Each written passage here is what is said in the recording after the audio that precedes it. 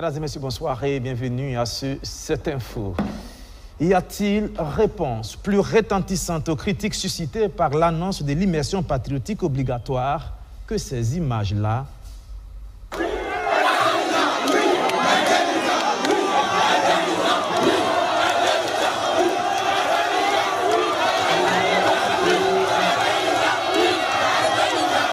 Des formateurs portés en triomphe par les pensionnaires. La symbolique est forte, mais elle est aussi verbale. Contente parce qu'on va se retourner chez nous, aller voir les parents, mais d'un côté aussi triste parce qu'on va se laisser. Bien vrai, au début on se disait que c'était difficile, mais c'est la fin aussi, on ne veut pas que ça finisse. Mais toute bonne chose a une fin aussi, donc il faut faire avec. Oui, l'immersion patriotique obligatoire des nouveaux bacheliers semble être un grand succès quand le camp de vacances face au Mebo, lui, est visiblement victime de son succès. Les demandes des parents se multiplient. Une deuxième vague de campeurs a débuté son immersion depuis 72 heures, 10 jours, pour apprendre les valeurs morales de patriotisme, mais aussi de travail acharné. Justement, le travail, les parents vont en faire beaucoup plus qu'avant. Le nombre de jours fériés, chômés et payés au Burkina Faso va diminuer. Un avant-projet de loi a été adopté en Conseil des ministres cette semaine.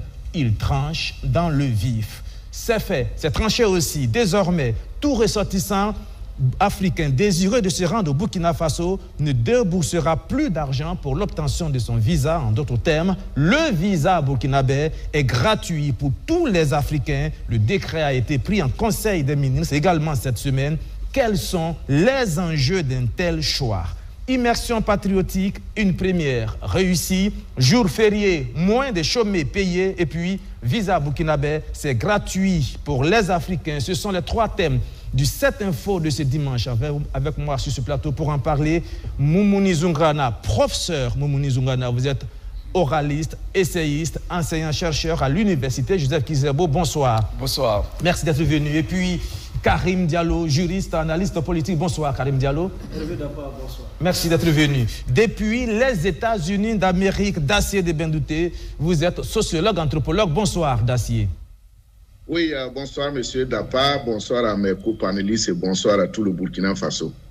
Et puis sur ce plateau, deux autres invités, deux demoiselles, Mademoiselle Oued Khaougo, Wenkouni Anatolia Melvin. Bonsoir.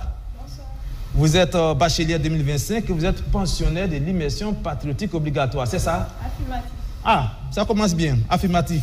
Et puis à côté de Moumouni Zoungrana, Mademoiselle Savadogo, Wendlamita Safiatou Josepha, vous êtes campeur du camp de vacances Faso Mebo. Bonsoir. Bonsoir. Vous allez bien? Oui. D'accord. Voilà nos invités pour cette info. On commence tout de suite, je vous le disais, avec l'immersion patriotique obligatoire qui a pris fin après 4 semaines d'apprentissage des valeurs de patriotisme, de civisme, de respect, de discipline. On regarde ce document et on revient pour débattre. Les derniers chants résonnent pour dire au revoir dans une ambiance bon enfant. C'est la fin du séjour pour les immergés. Ici au lycée mixte d'Akaville de Bobo Dioulasso, ancien établissement secondaire du président Ibrahim Traoré. Après les dernières consignes données par les encadreurs, chaque bachelier range ses affaires. Pendant ce temps, les parents attendent impatiemment. Et voilà, c'est fait. Ils sont dehors avec leurs parents. Après un mois d'immersion patriotique obligatoire. Un moment empreint de joie et d'émotion. C'est félicitations. Vraiment, je suis content. Je ne sais même pas comment remercier le capitaine Ibrahim Traoré. Vraiment, le travail est vraiment impeccable. Je suis très content. C'est tout. La patrie ou la mort, nous viendrons. C'était une très bonne chose pour nous en tant que parents. Et ça va permettre aux enfants de comprendre que les parents souffrent pour beaucoup de choses. Vraiment, courage aux enfants et ce qu'ils ont appris, qu'ils puissent transmettre ça à ceux qui doivent venir derrière eux.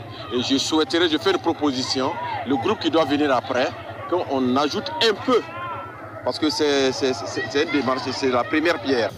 Il faut ajouter de la pierre à la pierre pour une véritable fondation. C'est le souhait de ses parents qui appellent d'ailleurs à l'extension de cette initiative à d'autres niveaux scolaires. Et on avait voulu même qu'on implique ceux des BPC. Et si Dieu le veut et que Dieu nous donne longue vie et santé, on souhaiterait que la prochaine fois là, qu'on prend à partir de CP. Parce que c'est une très bonne chose.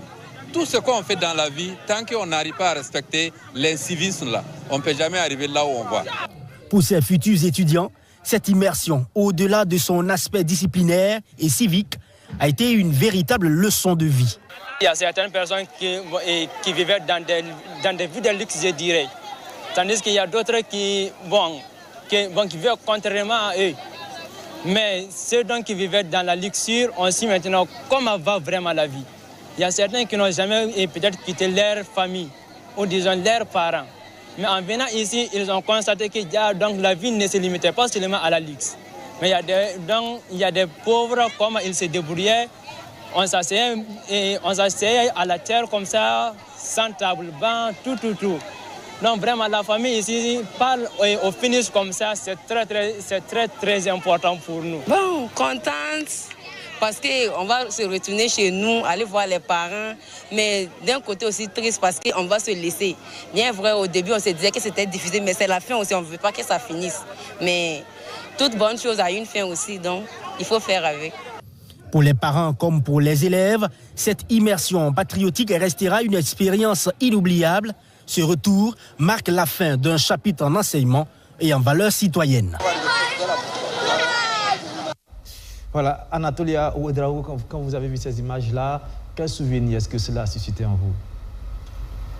Ça me rappelle de très bons souvenirs. Souvent, quand je suis à la maison, ça me manque déjà.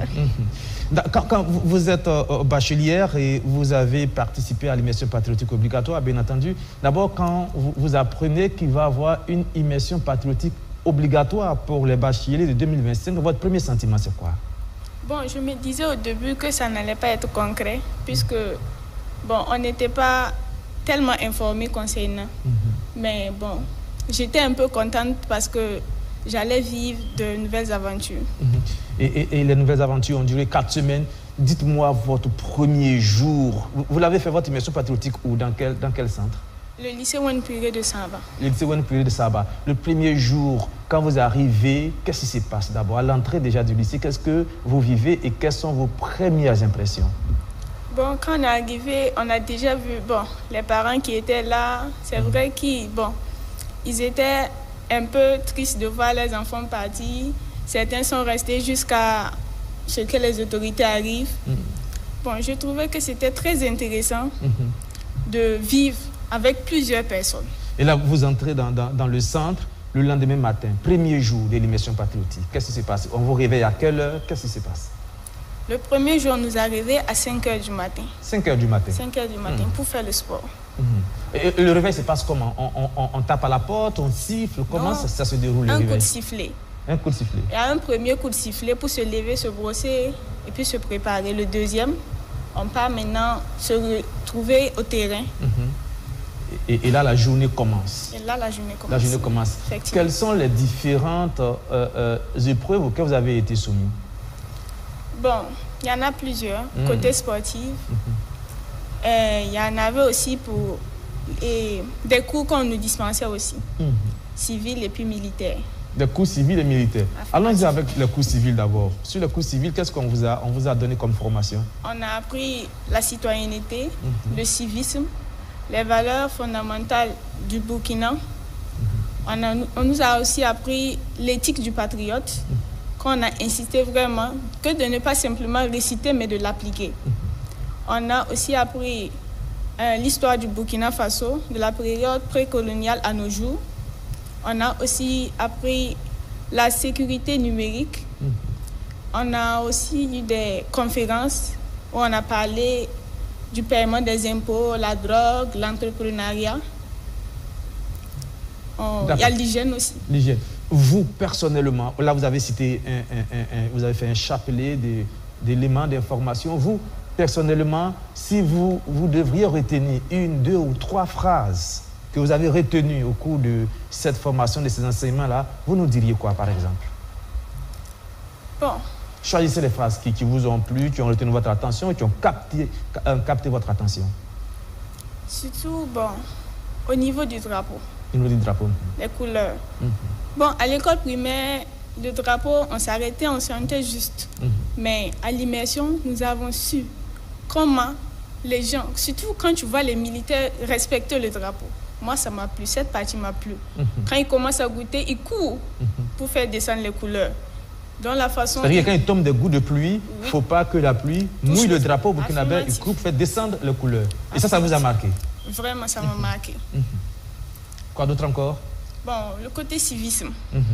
Côté civisme, on a insisté vraiment sur le respect des biens publics, la sécurité routière et tout. Bon, on a aussi l'entrepreneuriat. On nous a dit de ne pas totalement s'investir au niveau de l'État, que d'essayer de trouver quelque chose à faire de nous-mêmes. Et au niveau de l'éthique patriotique, vous venez de dire qu'on vous a demandé de ne pas seulement être collé aux récitations sur l'éthique patriotique, mais d'aller en profondeur. Là-bas, qu'est-ce que vous avez appris? Bon, c'est des petits trucs qu'on doit réciter. Si vous voulez, je peux vous en faire une petite partie. Allez-y, faites une démonstration.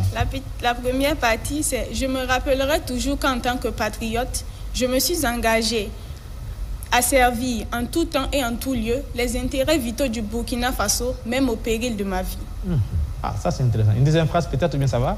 Bon, les valeurs cardinales dont je me bats à incarner, à défendre et à développer sont la loyauté, le sens du devoir, le service des intéressés et l'intégrité. Est-ce que ces paroles-là ont imprimé en vous quelque chose de nouveau en tant que citoyen burkinabé? Affirmatif. Affirmatif, d'accord. C'est bien. Vous avez aussi que vous avez fait des exercices militaires. Ils ont consisté en quoi, ces exercices militaires-là? Bon, les exercices militaires, bon, c'est les leçons qu'on nous a apprises. C'était pratiquement sur les engins explosifs les plus utilisés. On avait aussi l'armement, de quoi est constituée une munition, les parties d'une arme. Et puis, il y avait aussi les devoirs généraux d'un combattant en temps de guerre et en temps de paix. D'accord. Vous, personnellement, je suppose que cette partie militaire, vous n'en avez jamais entendu parler. Là, pour la première fois, on vous apprend ces éléments de choses. Qu'est-ce que vous avez pensé? Qu'est-ce que cela a provoqué en vous? Quel déclic cela a créé en vous en apprenant toutes ces choses-là? Bon, personnellement, je me suis dit que vraiment, les militaires grillent. Ils grillent. Ça veut dire qu'ils font beaucoup d'efforts? Affirmatif.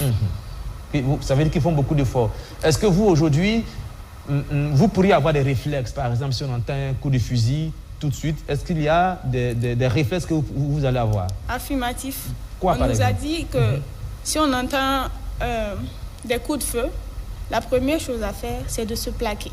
De se plaquer, ça veut dire quoi? De se mettre à plat sur le sol. Affirmatif. D'accord. Et d'abord, maintenant, chercher d'où vient le coup de feu. Et ensuite, chercher un coin pour se réfugier.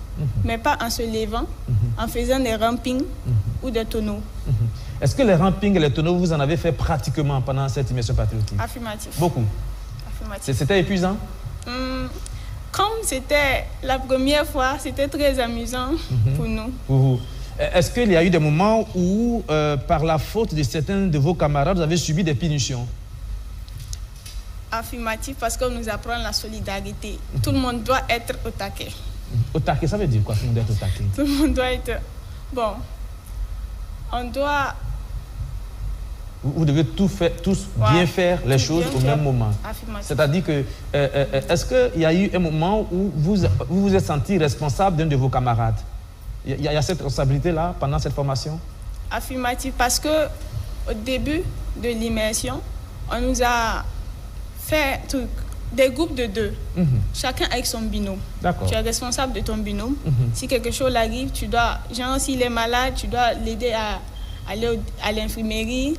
Si, bon, elle ne se sent pas, elle est à l'infirmerie, tu dois aller déposer son plat pour sa nourriture, pour la donner.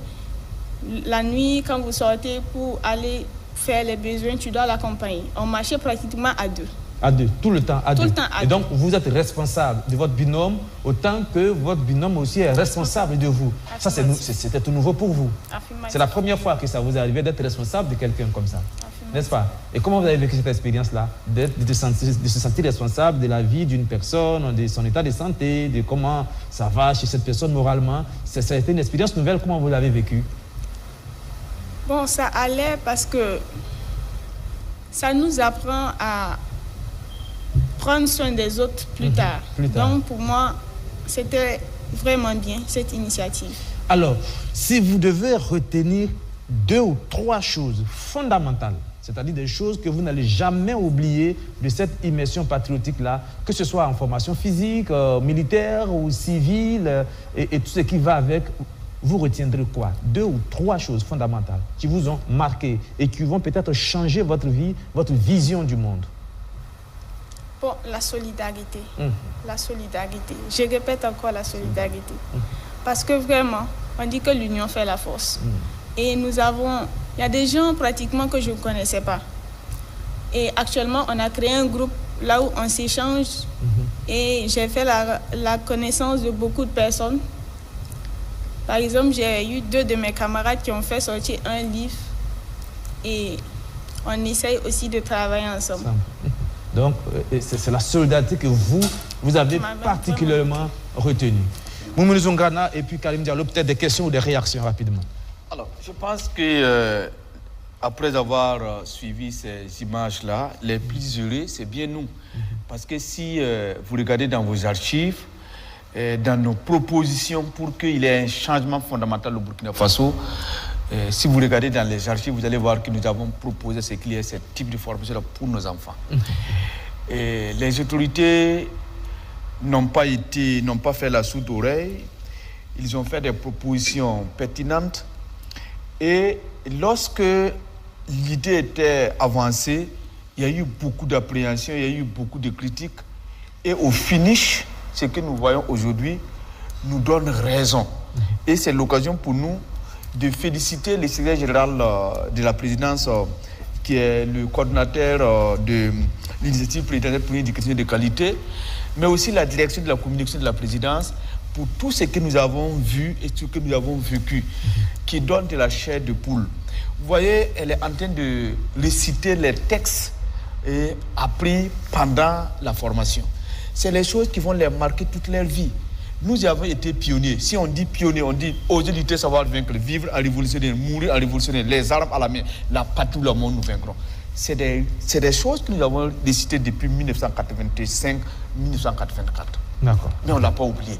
Donc, aujourd'hui, voir ces Burkinabés, ces jeunes Burkinabés, transformés de l'intérieur, qui ont appris ce que c'est que la discipline, qui ont appris ce que c'est que le civisme, l'histoire du Burkina Faso, les enjeux de la politique internationale, et le tout couronné par une charte où ils prennent la décision, la ferme décision de vivre ensemble. Ici, on ne regarde pas quelle est ta classe sociale, on ne regarde pas quel est ton groupe ethnique, on ne regarde pas d'où viens-tu. On raisonne burkinabé. Il le fallait, et chapeau bas. Karim Diallo, est-ce que vous avez une question pour mademoiselle Ouedraogo ou est-ce que vous avez un commentaire à faire? Allez-y. Peut-être juste un commentaire. Je dois pouvoir dire que l'immersion patriotique reste pour l'essentiel, en tout cas conforme à la doctrine politique du chef de l'État en exercice, le capitaine Ibrahim Traoré. C'est une doctrine politique qui opère à travers un recentrage autour donc des intérêts nationaux et aussi autour donc de l'endogénéité. Et donc de ce point de vue, on peut considérer que c'est une activité, un exercice qui est conforme à sa doctrine politique et idéologique.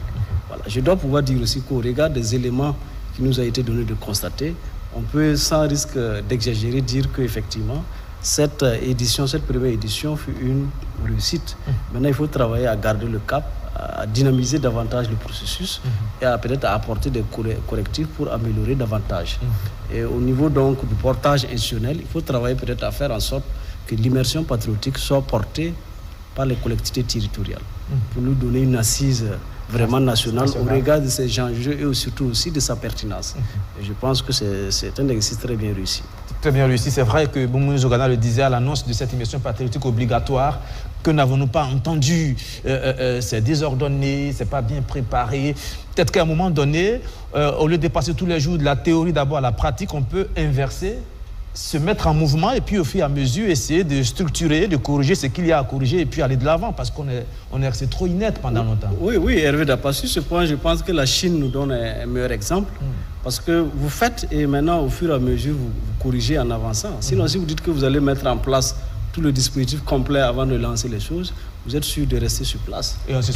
Du reste, les éléments donc, qui ont été apportés donc, à la jeunesse constituent de mon point de vue un référentiel assez dynamique parce que comme vous le savez, aujourd'hui la jeunesse est un peu influencée par les réseaux sociaux et donc c'est des exercices de simulation, des exercices de prise en main d'un certain nombre de trucs. Ça les permet de détourner en fait la jeunesse d'un certain nombre d'impairs qui existent et de faire ce qui est vraiment utile pour la nation. Je pense que c'est un bel exercice. Voilà, oui, allez-y. Précis, peut-être une proposition à faire, c'est que le nombre est impressionnant. 59 179 personnes qui ont effectivement participé dans 136 sites avec 23 localités. Ce n'est pas facile, mais je rêvais de voir tous ces enfants en treillis militaire. C'est que ça va nécessiter encore des fonds, mais c'est tellement important que ça le vaut vraiment en vaut la chandelle. En termes de propositions, voilà. C'est certainement que ça sera pris en compte. Tous ces jeunes peuvent faire un treillis militaire, ça nous fait encore plaisir. D'accord, c'est vrai que parlant de théorie, on se souvient des fameux états généraux qu'on a fait parce que dans tous les ministères, dans toutes les structures qui dorment dans les fonds des tiroirs, c'est-à-dire qu'on dépense beaucoup d'argent, on va en mission, en atelier, états généraux, et puis après on ne revient plus rien. Cette fois-ci, c'est du concret. Au fur et à mesure, on pourra les arranger. Dacier de Benouté, est-ce que vous avez des questions pour Mademoiselle Ouedraogo ou un commentaire? Si vous avez des questions, vous pouvez lui poser des questions, elle est là pour ça. Ok, merci. Je pense que la première des choses, c'est de les féliciter pour avoir franchi cette étape. Parce que ça fait partie de l'éducation de toute personne et ça marque en tant que jeune, ça va beaucoup les marquer positivement. Et je pense que l'objectif, c'était en tout cas de renforcer le civisme, c'était aussi de marquer l'unité nationale et l'engagement des jeunes. Et au regard de tout ce qu'on a vu, je pense que, en tout cas, les attentes, en tout cas, sont énormes. Et les résultats aussi, parce que je peux dire que l'apport éducatif est au-delà des moyens qu'on a investis. C'est vrai que ça a nécessité beaucoup de moyens, mais l'apport éducatif est grand. Et il faut dire que quand on parle de l'incivisme, de la corruption et le tissu social qu'on voit aujourd'hui qui est déchiré, c'est dû au fait que notre système éducatif ne prend pas en compte, en tout cas, une certaine cohésion sociale et des valeurs dont nous sommes en train de parler. Elle a dit quelque chose de très important. Elle a dit qu'elle a connu, ça a été l'occasion pour elle de rencontrer beaucoup de personnes. Et c'est là que le développement endogène intervient et je reste encore sur ma position. Vous voyez, nous les Africains aujourd'hui, on se trompe. On croit que l'Afrique n'a pas de valeur. Ce qu'elle est en train de dire, c'est ce qui se passe exactement dans les initiations africaines. Et ce n'est pas pour rien que le président, l'honorable Mélégué Maurice Traoré, avait utilisé le système Dioro pour réformer le scoutisme. Chose qui s'est passée uniquement au Burkina et dans le monde. Aucun pays n'a restructuré le scoutisme, si ce n'est pas le Burkina. Pour vous dire à tel point que ce que nous sommes en train de faire, ça répond à nos valeurs culturelles. Mais comme malheureusement, nous, Africains, on continue de copier, c'est en ce sens que je fais des propositions. Et j'insiste là-dessus. Il faut que l'État burkinabé, actuellement, dans l'élan que nous avons pris, on évite les concepts émergents. Par exemple, moi, avoir ces jeunes raisonnés, moi, je n'admets pas qu'on continue de les mettre dans la tête citoyenneté, citoyenne. Non. Être burkinabé, ça veut dire quoi? Il y a des définitions claires et ça. C'est ça les enfants doivent mettre dans la tête. Maintenant, je tiens à prévenir l'État burkinabé. Je dis bien à les prévenir. Vous vous rappelez, quand on a commencé avec les VDP ici, les gens nous ont attaqués. Et après, vous voyez ce qu'on dit que c'est des milices, ça a attaqué telle chose, ça a attaqué telle ethnie. Pour cette affaire d'immersion patriotique, si le Burkina ne se réveille pas, demain vous allez voir le système des Nations Unies va parler des droits de l'enfant dans cette affaire. Dire que certains droits ne sont pas respectés, les gens font ça là, on force les enfants à faire ceci. Donc, c'est à nous d'être clairs et de renforcer le système. Et pour corriger maintenant les imperfections, il va falloir aussi que rapidement on mette en place des équipes. Et d'ici 2 ans, qu'il y ait des gens à l'université, en master ou en thèse, qui vont commencer à travailler sur l'immersion patriotique pour permettre de corriger ça de façon scientifique. L'autre chose aussi qu'il faut éviter, c'est les chants. Il y a des chants qu'on apprend aux enfants, ce n'est pas patriotique, c'est pervers. Dans ce contexte-là, il faut éviter d'apprendre certains trucs pervers, même si c'est de l'amusement, ça les amuse aux enfants. Ça devait être quelque chose de très focus, très concentré et très sacré. De sorte que l'enfant, s'il finit ça, il doit apprendre que non, dans la vie, quand on atteint un certain âge, il y a des trucs qu'il ne faut pas conjuguer avec. Donc, pour moi, quand je regarde aussi, l'autre chose qu'il faut prendre en compte, c'est le changement des zones. Vous terminez là-dessus. Voilà, c'est le changement des zones. Elle a parlé de cette affaire de rencontre. Maintenant, est-ce qu'on peut faire de sorte que, dans l'immersion patriotique, ceux de, par exemple, de Bamfora se retrouvent être à Dori pour connaître un nouvel environnement, ou ceux de Dori peuvent se retrouver, par exemple, à Bobo. C'est-à-dire, comment on peut faire de sorte que ça soit l'occasion pour les enfants de découvrir le pays. Quelqu'un qui est à Fada peut se retrouver à Dédougou. Celui qui est à Dédougou peut se retrouver à Djibo. Et ça va lui permettre de connaître cette zone-là qu'on appelle Djibo. D'accord, bien voilà, entendu. Donc, c'est comme ça. 30 secondes, on va pas... Là, c'est aux immergés même que je m'adresse parce que les autorités, les parents, tout le monde, chacun a fait sa partition. Mais maintenant, ils sont la première promotion, ils ont une lourde responsabilité. Ce qu'ils vont poser comme acte dans la société, dans les universités qu'ils vont intégrer, dans les fonctions, dans la fonction publique, dans les secteurs de métiers qu'ils vont intégrer, les enfants les observer.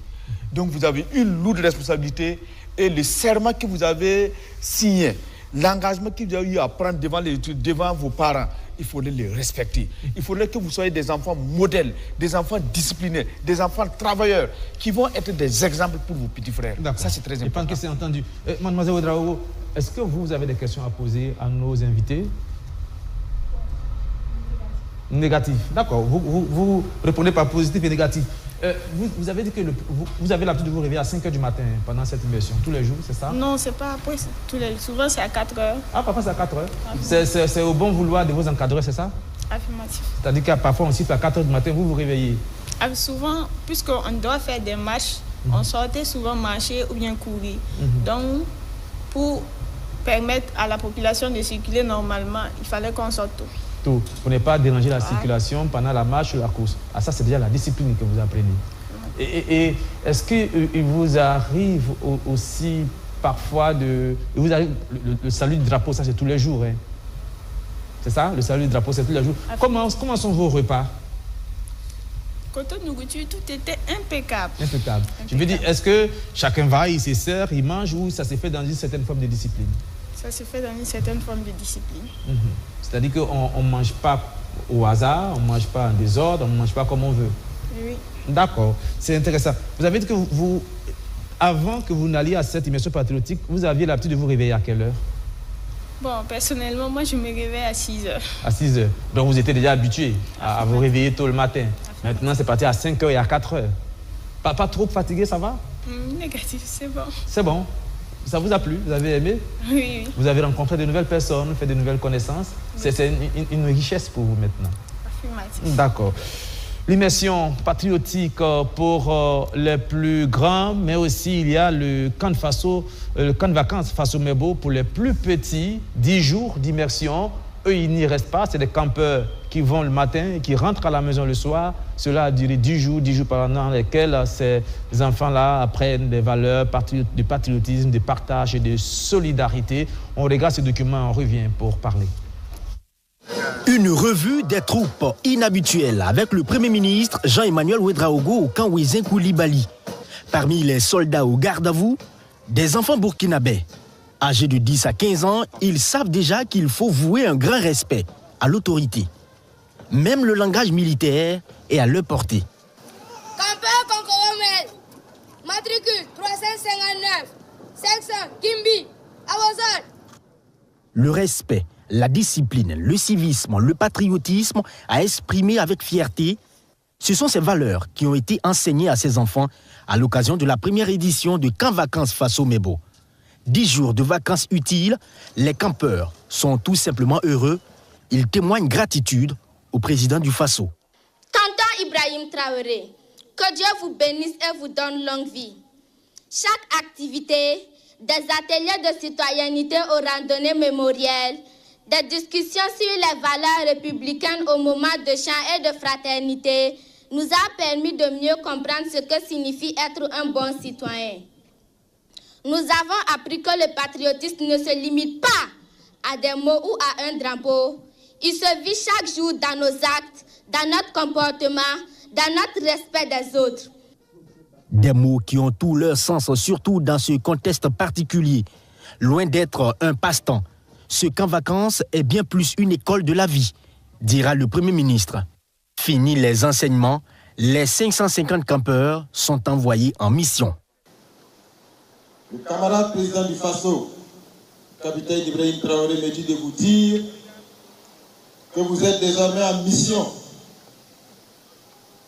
La première mission, c'est que tous les jours, vous devez incarner les valeurs que vous avez reçues au cours de ce camp vacances Faso Mego.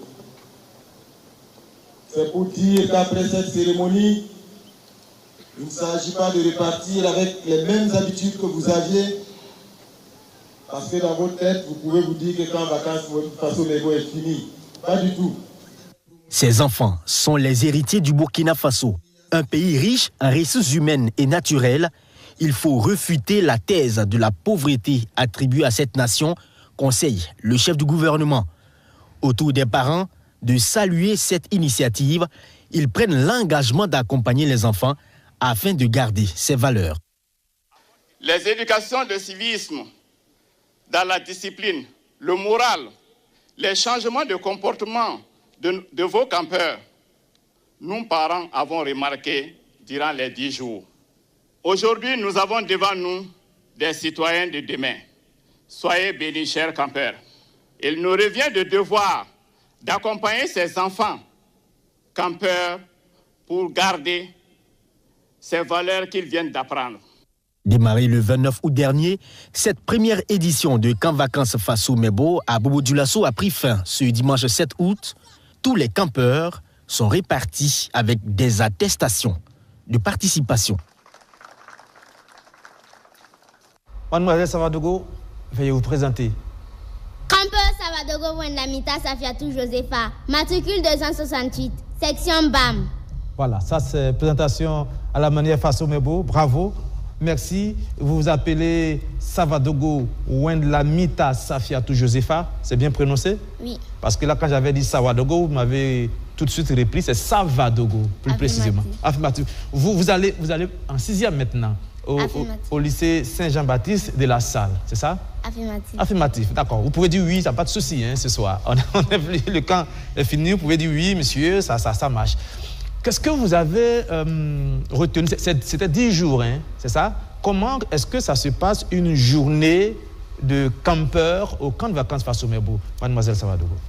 Avant tout propos, monsieur le journaliste, j'aimerais bien remercier la télévision BF1 qui m'a permis d'être aujourd'hui sur ce plateau pour parler du camp vacances Faso Mebo 2025. C'est nous qui vous remercions. Je remercie aussi le président du Faso, le capitaine Ibrahim Traoré, pour nous avoir donné cette belle opportunité d'apprentissage au camp vacances Faso Mebo. Une journée déjà au camp vacances Faso Mebo.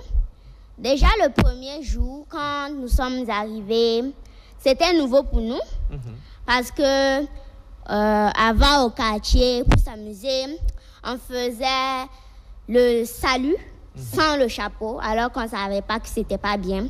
Donc déjà, la première journée, elle était bien. On était excités. On avait déjà la force, la détermination à continuer. Et quand je suis arrivée à la maison, j'étais avec un grand sourire. On nous a bien nourris. La première journée, en tout cas, elle était bien. La première journée était bien. Quand vous arrivez le premier jour dans votre camp, vous n'êtes pas en uniforme le premier jour?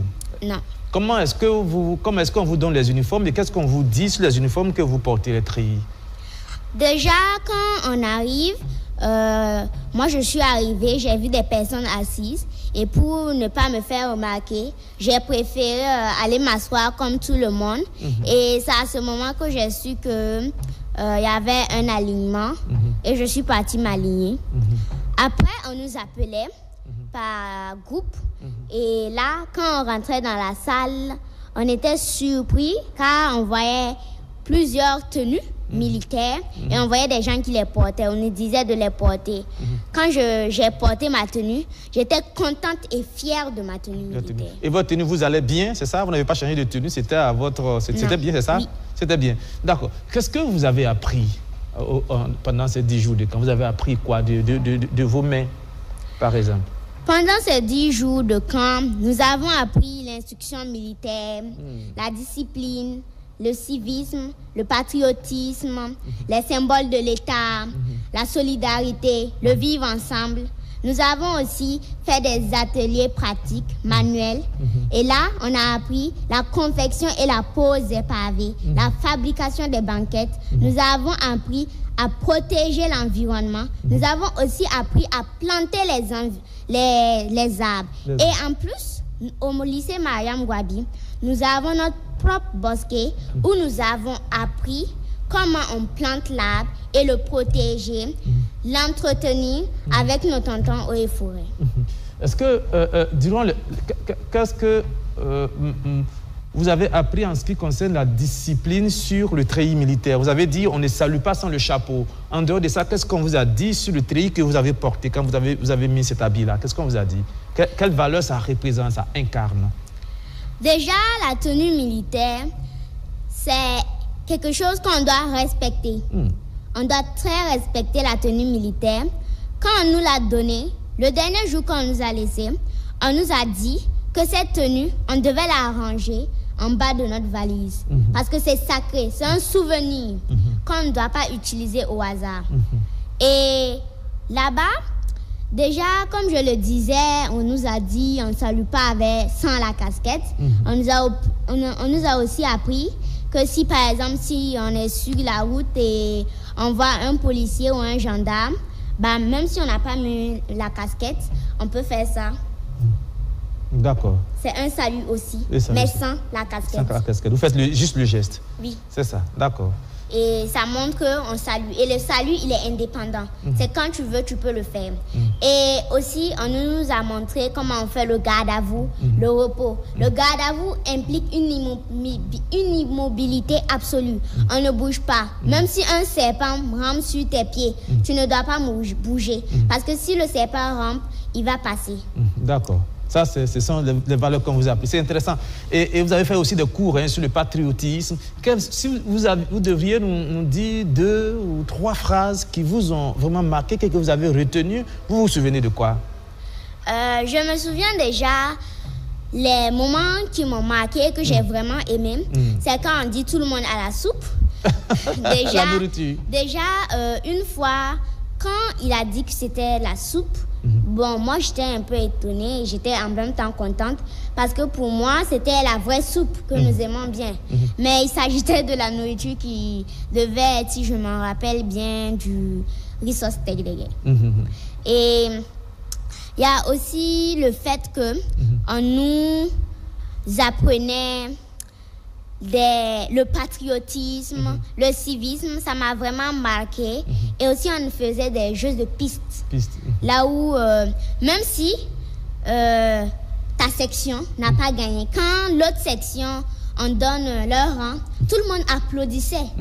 Même si ce n'était pas leur section. Et ça m'a vraiment marqué parce qu'on était solidaires, unis, on vivait ensemble. Vous avez eu de nouveaux amis là-bas? Oui, j'ai eu plein d'amis. Et je vous confie que à la fin de ces moments riches d'émotions, il était difficile pour nous de nous quitter. Nous avons même échangé des numéros pour rester en contact. C'était vraiment très intéressant, une belle immersion. Vous avez retenu peut-être une phrase de vos moments de formation? Un mot, une phrase qui vous a marqué? Un mot, une phrase qui m'a marqué. Oh bon, si vous ne trouvez pas, c'est pas bien grave. C'est... on peut dire que c'est le moment peut-être de défiler. Et au niveau du défilé, ce qui m'a vraiment marqué, c'est que chez les militaires, quand on défile, on est ordonné, très ordonné, l'ordre et la discipline. Sans ça, on ne peut pas faire le défilé. D'accord. Qu'est-ce que ce camp vous a appris sur le Burkina Faso, c'est-à-dire le lien que vous avez avec le Burkina Faso? Qu'est-ce que vous avez appris de plus sur le Burkina Faso, votre pays? De plus, ce que j'ai appris sur le Burkina Faso, mon pays, c'est que on nous disait qu'est-ce que veut dire le patriotisme. Un patriote, c'est qui? Une personne intègre, c'est qui? Et aussi, on nous a fait faire des sorties. Et à ces sorties-là, on est parti voir le mausolée Thomas Sankara. Où là-bas, quand on a fait la visite, j'étais émerveillée. Parce que je ne savais pas à quel point le capitaine camarade Thomas Sankara avait tant travaillé. Et on a vraiment vu sa tombe, son ancienne voiture. Ça m'a vraiment marqué. D'accord. Maintenant, vous avez dit qu'on vous a donné des cours sur le patriotisme. Si je vous pose la question ce soir, Mademoiselle Savadogo, pour vous, c'est quoi le patriotisme? Une personne patriote, c'est une personne qui défend son pays, qui est prête à tout pour son pays, qui veut le développement de son pays. Et ça, vous le comprenez bien? Oui. Vous y êtes prêtre aussi? Oui. Pour votre pays? Oui. D'accord. Je vois que vous avez quelques notes là sur cette feuille. Je suis curieux de savoir qu'est-ce que vous avez écrit là-dessus. C'est juste des petites notes, c'est ça? Je peux vous lire quelques phrases. Oui, allez-y. Si ça ne vous dérange pas, hein, oui. C'est pas un secret. Déjà, il y a déjà un truc que j'ai vraiment voulu passer. Allez-y. C'est, nous souhaitons que sur chaque site des 47 provinces du Burkina Faso, qu'il y ait un espace dédié aux enfants pour que même les enfants qui partent à l'école pendant les vacances, un peu comme le camp vacances Faso Merbo, puissent y aller et apprendre des choses. Mais aussi, les enfants qui ne partent pas à l'école, ils puissent aller dans ces différents espaces-là pour apprendre un métier, de leur dire, et ça pourrait leur faire un métier. Parce qu'ils sont à la maison, ils ne font rien, mais ces sites-là vont les aider à apprendre un métier. Et notre rêve, c'est cela, qu'on puisse avoir un espace sur les 47 provinces du Burkina Faso, là où il y a les sites de Faso Merbo, que les enfants puissent y aller. Allez-y, terminez, allez-y. Et aussi, j'aimerais bien dire que ce camp m'a vraiment aidé parce que avant, le président capitaine Ibrahim Traoré a dit que lui, il aidait sa maman à vendre les galettes. Mais moi, j'aide ma mère à vendre ses jouets éducatifs, Made in Burkina Faso.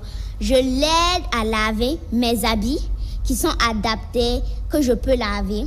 Avant, je me réveillais peut-être à 6 heures comme ça. Mais maintenant, je me réveille encore plus tôt parce qu'au camp, vraiment, l'ordre et la discipline y étaient. On devait se lever très tôt pour la montée des couleurs et la descente. Par exemple, si on finit, ça doit être vraiment très tôt. D'accord. C'est la discipline, c'est ce que vous voulez dire. Oui, l'ordre et la discipline. L'ordre et la discipline.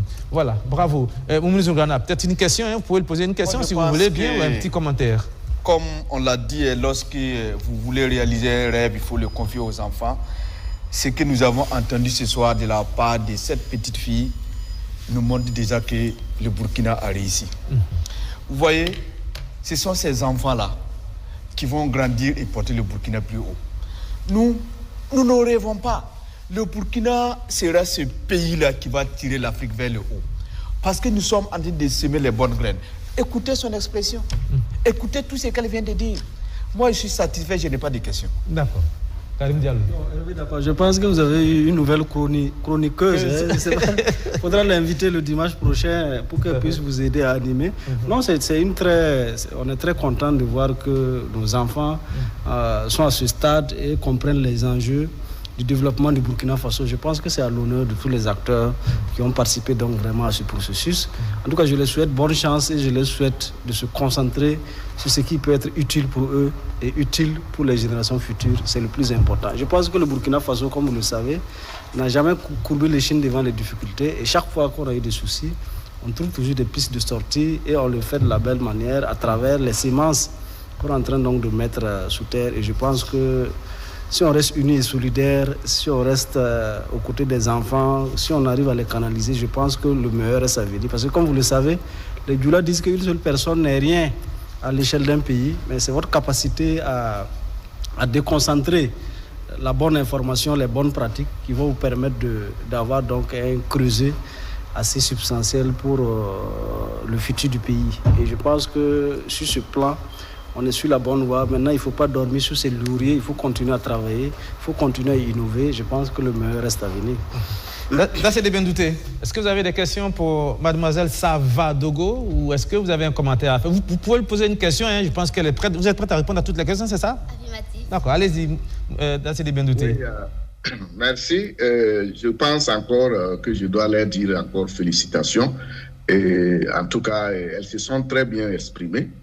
Et à Savadogo, je dirais que Thomas Sankara a ajouté, parce qu'elle a parlé du président Traoré, elle a parlé d'elle-même, et Thomas Sankara disait que l'enfant le plus intelligent achète les beignets de sa mère. Et pour dire qu'il faut qu'on consomme local. Donc, tu peux ajouter ça aussi à tes sagesses.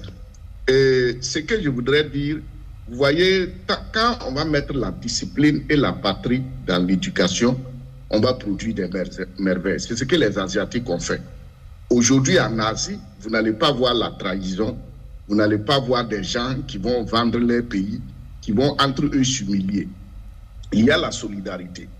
Et cette solidarité, je prends l'actualité des États-Unis pour vous montrer tout dernièrement avec la Corée du Sud. Vous avez vu comment les Sud-Coréens ont réagi face à ce problème de Sud-Coréens qui travaillaient ici. Dans la discipline, dans l'ordre, ça a été un problème que tout le monde a soutenu. Donc, nous devons passer par la discipline, par l'ordre, l'éducation, la patrie. Et je suis très content de voir que nos deux invités, les deux filles, ont bien appris la leçon et elles se sont vraiment appropriées ce qui s'est passé. Donc, comme tout le monde l'a dit ici, nous sommes sur la bonne voie, mais comme je l'ai dit, c'est pas fini. On n'est pas sur la bonne voie seulement. Il faut qu'on travaille à maintenir cette bonne voie. Parce que à tout moment, on peut sortir de la voie. Et je répète encore, c'est à nous de prendre nos dispositions. Parce qu'on a vu comment on a voulu saboter les VDP. Il ne faut pas que le Burkina donne l'occasion qu'on vienne encore saboter en introduisant les droits de l'enfant, les droits de la femme, les droits de ceci. Je le dis toujours, restons sur nos valeurs. Ce qu'elle est en train de dire, l'éducation traditionnelle, on a vécu ça, les initiations, c'est comme ça on prépare les gens à défendre leur société. Et comme on le dit en philosophie, l'enfant est le père de l'homme. Donc si l'enfant est le père de l'homme, nous devons commencer à mettre l'accent sur l'éducation des enfants pour que demain nous ayons des sociétés où il y a le patriotisme et c'est comme ça on pourra se libérer. D'accord. Mademoiselle Savadogo, là-bas, quand vous mangez avec vos camarades, c'est ça? Oui, pardon, 30 secondes. Oui, Dacier. Oui, j'ai une question pour les deux. Qu'est-ce qu'elles veulent être dans la vie? Quel métier ou quelle étude elles aimeraient faire dans le futur? Vous avez entendu sa question? Allez-y. Déjà, moi, en famille, on m'a dit que je pouvais être journaliste, mais j'ai déjà essayé une fois de faire un truc à l'istique là, mais je n'ai pas gagné parce que j'ai fait une petite erreur. Quand je lisais mon texte, j'ai fait comme ça, donc j'ai perdu déjà. Donc ce point, je pense que je vais le laisser. Mais déjà moi, je veux faire plusieurs métiers. Donc dans ces métiers-là, il y aura bien sûr le cinéma et aussi j'aime, parce que quand je vous disais, j'ai toujours ma main à vendre ces jouets. Et quand je vends, j'explique. Les gens me disent, j'ai un grand avenir pour le marketing, tout ça. Et je ne sais pas comment ça s'appelle le métier, mais un métier de peut-être là où je serai dans le marketing, là où je vais donner des idées aux personnes, comment je vais faire pour attirer les clients. Ça s'appelle le marketing, c'est ça? C'est le marketing. Vous pouvez être consultante, créer votre boîte. Vous aimez bien ça, le marketing? Ah oui. D'accord, c'est bien. Et le journalisme, ça vous avez abandonné? Oui, vous n'aimez pas perdre, on dirait. Vous n'aimez pas perdre? Non, je n'aime pas perdre. Mais souvent, je me corrige. Par exemple, cette année, je n'ai pas pu parce qu'il y avait le camp, tout ça, et puis j'ai fait beaucoup d'activités. Mais peut-être l'année prochaine, je vais réessayer. Et si ça marche, ça va peut-être revenir. D'accord. Donc, vous n'abandonnez pas, vous essayez encore et encore.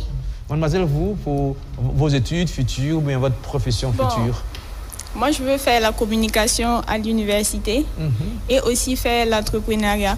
Au niveau de la communication, j'ai eu la chance d'être la porte-parole des immergés, la région du Cardiogo. Ah, d'accord. Donc, et puis, je vais être entrepreneur, je vais faire l'entrepreneuriat. Et il y a aussi, bon, je suis dans une activité là où nous voulons créer un manga pour le Burkina Faso. D'accord. Un manga made in Burkina. Ça, c'est bien, ce sont de bons projets. Vous avez déjà commencé avec quelques Oui, j'ai commencé avec mes camarades. On a déjà fait une petite BD. C'est les camarades de l'immersion ou... Oui. Ah, d'accord. Donc, c'est un projet qui est né de l'immersion patriotique. Bon, un peu. Un peu. Oui. Bon, c'était déjà en gestation, mais vous avez essayé d'associer certains de vos camarades de l'immersion patriotique. Affirmatif. Et que ça se passe bien. Oui. Est-ce que vous avez une question pour mademoiselle Savadogo et vice-versa? Vous avez une question pour elle, ça va? Bon, j'ai pas de question, mais de l'admiration. De l'admiration, waouh! Mademoiselle, vous avez une question pour elle aussi? Oui. Qu'est-ce que vous voudriez lui demander? Je voulais te demander, sur une vidéo, j'ai vu que il y avait les garçons bacheliers, avec la main, ils raclaient la nourriture, genre en masse pour manger. Est-ce que c'est vrai? Oui. D'accord. Qu'est-ce que vous en pensez? Je pense que c'est bien parce que ils vont apprendre à se battre pour leur nourriture. Pour la nourriture. Parce qu'il faudra bien savoir, genre, enlever. Parce que si tu n'enlèves pas assez, tu n'auras pas assez de nourriture. Chez vous, au camp, vous avez l'habitude de manger en groupe, c'est ça? Avec vos amis? J'ai bien voulu parler de ce sujet parce que au début, chacun mangeait seul avec son assiette. Mais quelques jours après, on mangeait par groupe dans de grandes assiettes. Nous avons bien aimé nos repas qui finissaient dans nos assiettes. Et cela m'a beaucoup marqué parce que ça nous rapprochait et ça nous permettait de nous faire des amis. Et avec la cohésion sociale, le vivre ensemble et l'union. D'accord. Est-ce que vous connaissez ce monsieur-là, M. Moumouni Zungana? Vous l'avez déjà vu à la télé? Je l'ai déjà vu à la télé sur cette émission. Et aussi, il est venu nous rendre visite le 2e jour. Ah, donc vous suivez cette émission de temps en temps? Oui. Vous le connaissez lui aussi, M. Karim Diallo? Non, pas trop. D'accord. Vous connaissez Dassi de Bendouté? Lui? D'accord. Est-ce que vous avez une question à poser à M. Moumouni Zungana, à M. Karim Diallo ou à M. Dassi de Bendouté? Vous êtes libre, l'émission vous appartient ce soir. Allez-y. Déjà, j'ai... Un à un, vous pouvez les citer. Vous posez la question, vous citez la personne à qui vous voulez poser la question. J'ai une question, mais ma question, pour la poser, j'aimerais bien savoir... Le travail de chacun. De chacun. D'accord. Allez-y. Alors, moi, je suis enseignant-chercheur, c'est-à-dire je suis professeur à l'université, donc j'enseigne des étudiants et je suis avec la jeunesse. Je suis très content ce soir de t'écouter parce que tu t'exprimes très bien, tu as les idées bien en place et tu parles comme une grande personne. D'accord, Karim Diallo va se présenter aussi. Vraiment, je t'encourage à continuer. Tu as vraiment ton avenir devant toi. Et vraiment, que Dieu te bénisse abondamment. Et je félicite tes parents. Karim Diallo, votre profession aussi, elle aimerait bien savoir avant de poser sa question. D'accord, merci bien ma fille. Moi, je suis juriste.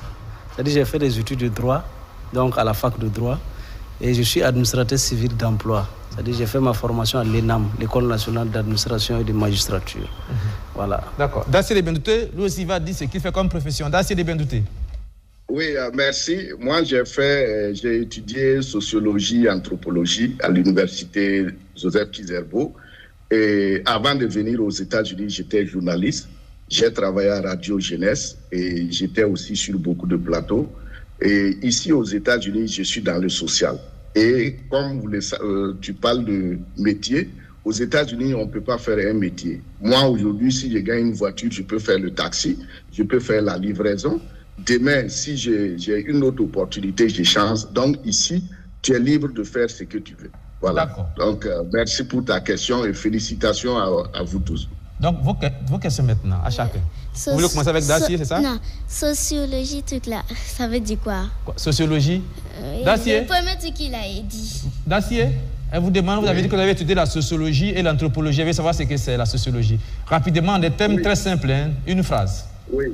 Et la sociologie, c'est la science qui étudie la société dans toutes ces activités. Par exemple, tout de suite, on peut envoyer un sociologue étudier ce qui se passe dans Faso Mebo pour comprendre les réactions des gens, ce que vous avez appris, qu'est-ce que ça va donner dans le futur en termes d'éducation, en termes économiques, en termes politiques, en termes sociaux. C'est ça la sociologie, la science qui étudie la société. Par exemple, il y a la sociologie de l'enfant. On peut étudier les enfants, leurs comportements, leurs ambitions, leur manière de réagir. Voilà. Maintenant, l'anthropologie, oui. C'est la science qui étudie l'homme, l'homme dans sa culture. Par exemple, tu t'appelles Savadogo, si on regarde bien, ça a des origines gnognossées, on peut étudier les gnognossés parce qu'on dit que c'est les gens qui maîtrisent la foudre. Comment les gnognossés font les masques. Le culte des masques, ça c'est l'anthropologie. Pour comprendre, voilà. C'est bien compris. C'est bien compris, ça va? Vous savez tous ce que tout le monde fait. Donc vous pouvez poser les questions maintenant. Bon, je ne vois pas s'il y a un rapport, mais quand même, je vais poser. Et si quelqu'un peut me... Ce sont des intellectuels, ils vont vous répondre. Oui.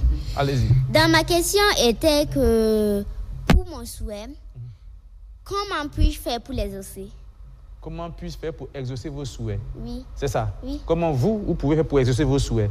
Le souhait pour un espace sur les 45 provinces. C'est-à-dire que pour vous, enfants, oui. Vous voulez que dans les 45 provinces 47 provinces du Burkina Faso, pardon, merci de me corriger, c'est gentil. Voilà, il y a, vous voulez qu'on installe des sites comme celui du camp Vacances Faso Mebo, pour permettre aux enfants qui vont à l'école et ceux qui ne vont pas à l'école de pouvoir aller apprendre. J'ai bien compris ça ou bien j'ai mal compris? Un peu mal. Oui, expliquez. Parce que ce que je veux dire, c'est que déjà, comme le camarade capitaine Ibrahim Traoré veut encore augmenter les sites de Faso Mebo. Tout à fait. Sur les provinces, les régions, ce que je veux, quand tous ces sites-là seront déjà faits, qu'il y ait un espace dédié aux enfants et aux jeunes pour que même ceux qui ne partent pas à l'école, ils puissent aller là-bas et apprendre un métier. Mais pour l'instant, un peu comme le site de Ouagadougou, de Faso Mebo, on peut chercher un espace là où les enfants pourront aller et apprendre. Et aussi sur le site de Bobo, j'ai entendu que son Excellence le capitaine Ibrahim Traoré avait donné 700 engins à Faso Mebo. Et dans ces régions ou dans ces provinces aussi, on pourrait faire cela. C'est là, d'accord. Rapidement, vous avez chacun droit à 2 phrases pour répondre à sa question. On est très en retard. Ils vont vous répondre. Allez-y. C'est d'abord, je suis très content qu'elle ne pense pas à elle seule, qu'elle pense aux autres enfants, surtout ceux qui ne sont pas à l'école. Ça montre que l'immersion patriotique a été une réussite. Et ça montre aussi que c'est un enfant, non seulement elle est perspicace, mais aussi un enfant très bien éduqué. C'est ça qui... Et chaque père aurait voulu avoir un enfant comme allez, répondez à sa question maintenant. Je pense que ton idée sera réalisée parce que nous avons, dans toutes les communes, on a des maires. Et je pense que, comme Diallo l'a dit, si on arrive à décentraliser la chose, et les communautés à la base, notamment les différentes mairies, et chaque mairie peut avoir cette idée-là, pour que les enfants de la commune puissent avoir un espace où, en tout cas, ils vont se développer sainement. Donc ça, ce n'est pas de la mer à boire. Merci. Karim Diallo. Oui, c'est dans la même lignée. C'est pour dire qu'en fait, si le portage institutionnel est fait au niveau des collectivités territoriales, ça permet à chaque commune, qu'elle soit rurale ou urbaine, de mener donc l'immersion patriotique dans la limite de son ressort territorial. Et là, c'est possible parce que là, ça va impacter au plus les Burkinabés qui sont dans les contrées les plus éloignées de notre pays. Et ça permet de continuer, en tout cas, à animer la fille patriotique. Et ça va être un creuset où les jeunes vont apprendre l'histoire politique et institutionnelle de notre pays. Ils vont apprendre des métiers, comme elle a si bien dit, et ainsi de suite. Je pense qu'il faut aller dans ce sens parce que c'est un mouvement d'ensemble. Et donc, il faut travailler à impliquer l'ensemble des Burkinabés. Et chaque fois qu'on aura des difficultés pratiques, on va réajuster pour aller de l'avant. Dacier de Bendouté. Oui, je pense que d'abord, la première des choses, il ne faut jamais te décourager. Et là, tout de suite, tu parlais que tu as échoué une première fois. Il faut le faire plusieurs fois. L'échec donne des leçons. Voilà, déjà, tu as compris où est la faute. Prochaine fois, tu vas corriger ça. Donc ça, c'est la première des choses. Deuxième des choses, tu as déjà réalisé ton souhait. Parce que ta présence sur ce plateau, déjà, va inspirer beaucoup d'enfants. Peut-être demain, si BF1 veut organiser un truc comme ça, on ne pourra même pas accueillir les enfants parce que chacun va vouloir venir. Parce que les enfants, en te voyant à la télé parler comme ça, ils sont fiers. Et ils aimeraient peut-être faire comme toi. Donc, c'est déjà une réussite. Tu as bien communiqué. Deuxièmement, c'est la communication. Tu as exposé ton idée publiquement. Peut-être que le président du FASO est en train de te suivre. Après, il va dire, Savadogo a proposé une idée, je vais prendre ça en compte. Et je pense que c'est comme ça qu'on réussit son choix. Tu as communiqué, tu t'es déplacé, tu as l'idée et nous tous, on en parle. Donc, c'est déjà un succès. Maintenant, sur le terrain, ça va se réaliser parce qu'effectivement, Faso Merbo va se décentraliser au fur et à mesure qu'on cotise de l'argent et qu'on prend cet argent pour payer le matériel. Tout est déjà programmé, mais ça va étape par étape. Voilà. On espère un jour que tu vas en tout cas aller encore dans d'autres sites et tu seras un modèle pour les futurs enfants de Camp Faso Merbo parce que déjà tu es une leader. Vous deux, vous êtes venus nous présenter les résultats. Donc, vous êtes déjà des leaders. Demain, vous pouvez aller encore sur d'autres sites pour sensibiliser. Donc, félicitations à vous encore. D'accord. Par laquelle des réponses vous avez été convaincu? Quelle réponse vous avez le plus convaincu? Bon. Si c'était tous les trois, dites-le, il n'y a pas de souci. Bon, peut-être celle de tonton Dacier, oui. Dacier. Mais est-ce on m'a dit oui, mon vœu va être souhaité. Mais comment je vais le savoir? Est-ce que je dois aller déposer des demandes de fonds, machin, tout comme ça? Ah, vous voulez vous-même participer à ça, hein? C'est ça? D'accord. Je pense qu'on va vous permettre peut-être de prendre la tâche avec des personnes qui sont chargées de cette situation-là. Et puis, vous allez vous-même y veiller parce que ça puisse se réaliser, ce souhait-là. Peut-être dans quelques années, on pourra venir avec nos caméras, vous filmer en train d'aller visiter ces différents sites-là dans les 47 provinces. C'est ça, hein, 47 provinces du Burkina Faso. Merci d'être venu, mademoiselle Savadogo. On est en train de finir avec votre parti. Est-ce que vous avez peut-être une dernière phrase pour vos camarades, pour les Burkinabés qui vous regardent? Pour mes camarades qui me regardent, je leur dirais... Bon, ceux qui n'ont pas participé à ce camp, je leur dirais de garder patience parce que leur tour arrive bientôt. Et donc, il y aura d'autres sessions et ils pourront y participer. Donc, il ne faut pas qu'ils se découragent. Gardez toujours patience et faites toujours le bien. Respectez les personnes âgées, aidez vos parents aux tâches ménagères. Prenez des bonnes habitudes. D'accord. Mademoiselle Ouedraogo, vous aussi, peut-être que vous avez un mot pour le Burkina Faso qui vous regarde ce soir, les Burkinabés qui vous regardent, vos camarades bacheliers avec qui vous avez fait l'immersion patriotique, BPSE va venir. Est-ce que vous avez une phrase, un mot pour ces personnes-là? Bon, ce que j'ai à dire, c'est pour remercier d'abord le président pour son initiative. En tout cas, l'expérience était tellement intéressante et je souhaiterais même que ceux de la première promotion puissent aider et aller dans les centres l'année prochaine pour aider les cadres. Même si c'est côté cuisine, aider aussi. Bon, et je voulais dire aussi à ceux qui vont venir de ne pas avoir peur, puisqu'au début, l'information sur l'immersion, là, c'était pas ça, au fait. Donc, je voulais les dire... Vous avez eu un peu peur au début, voilà. Ça sera compliqué, difficile, on va vous malmener, mais finalement, ça s'est bien passé. Oui, oui. Je voulais les dire de ne pas avoir peur. C'est une belle expérience. Une très belle expérience. Vous avez aimé vos encadreurs? On a vu des images où les encadreurs ont été portés en triomphe par les camarades. Oui, oui, on était tellement fiers d'eux. Tellement fiers d'eux. Vous les avez... Ok, d'accord, ça vous a appris aussi à savoir ce que c'est qu'un militaire, un gendarme, comment il travaille et tout ça. Merci, mademoiselle Ouedraogo Wenkuni Anatolia Melvin, c'est ça? Oui. Et puis mademoiselle Savadogo Wendlamita Safiatou Josepha.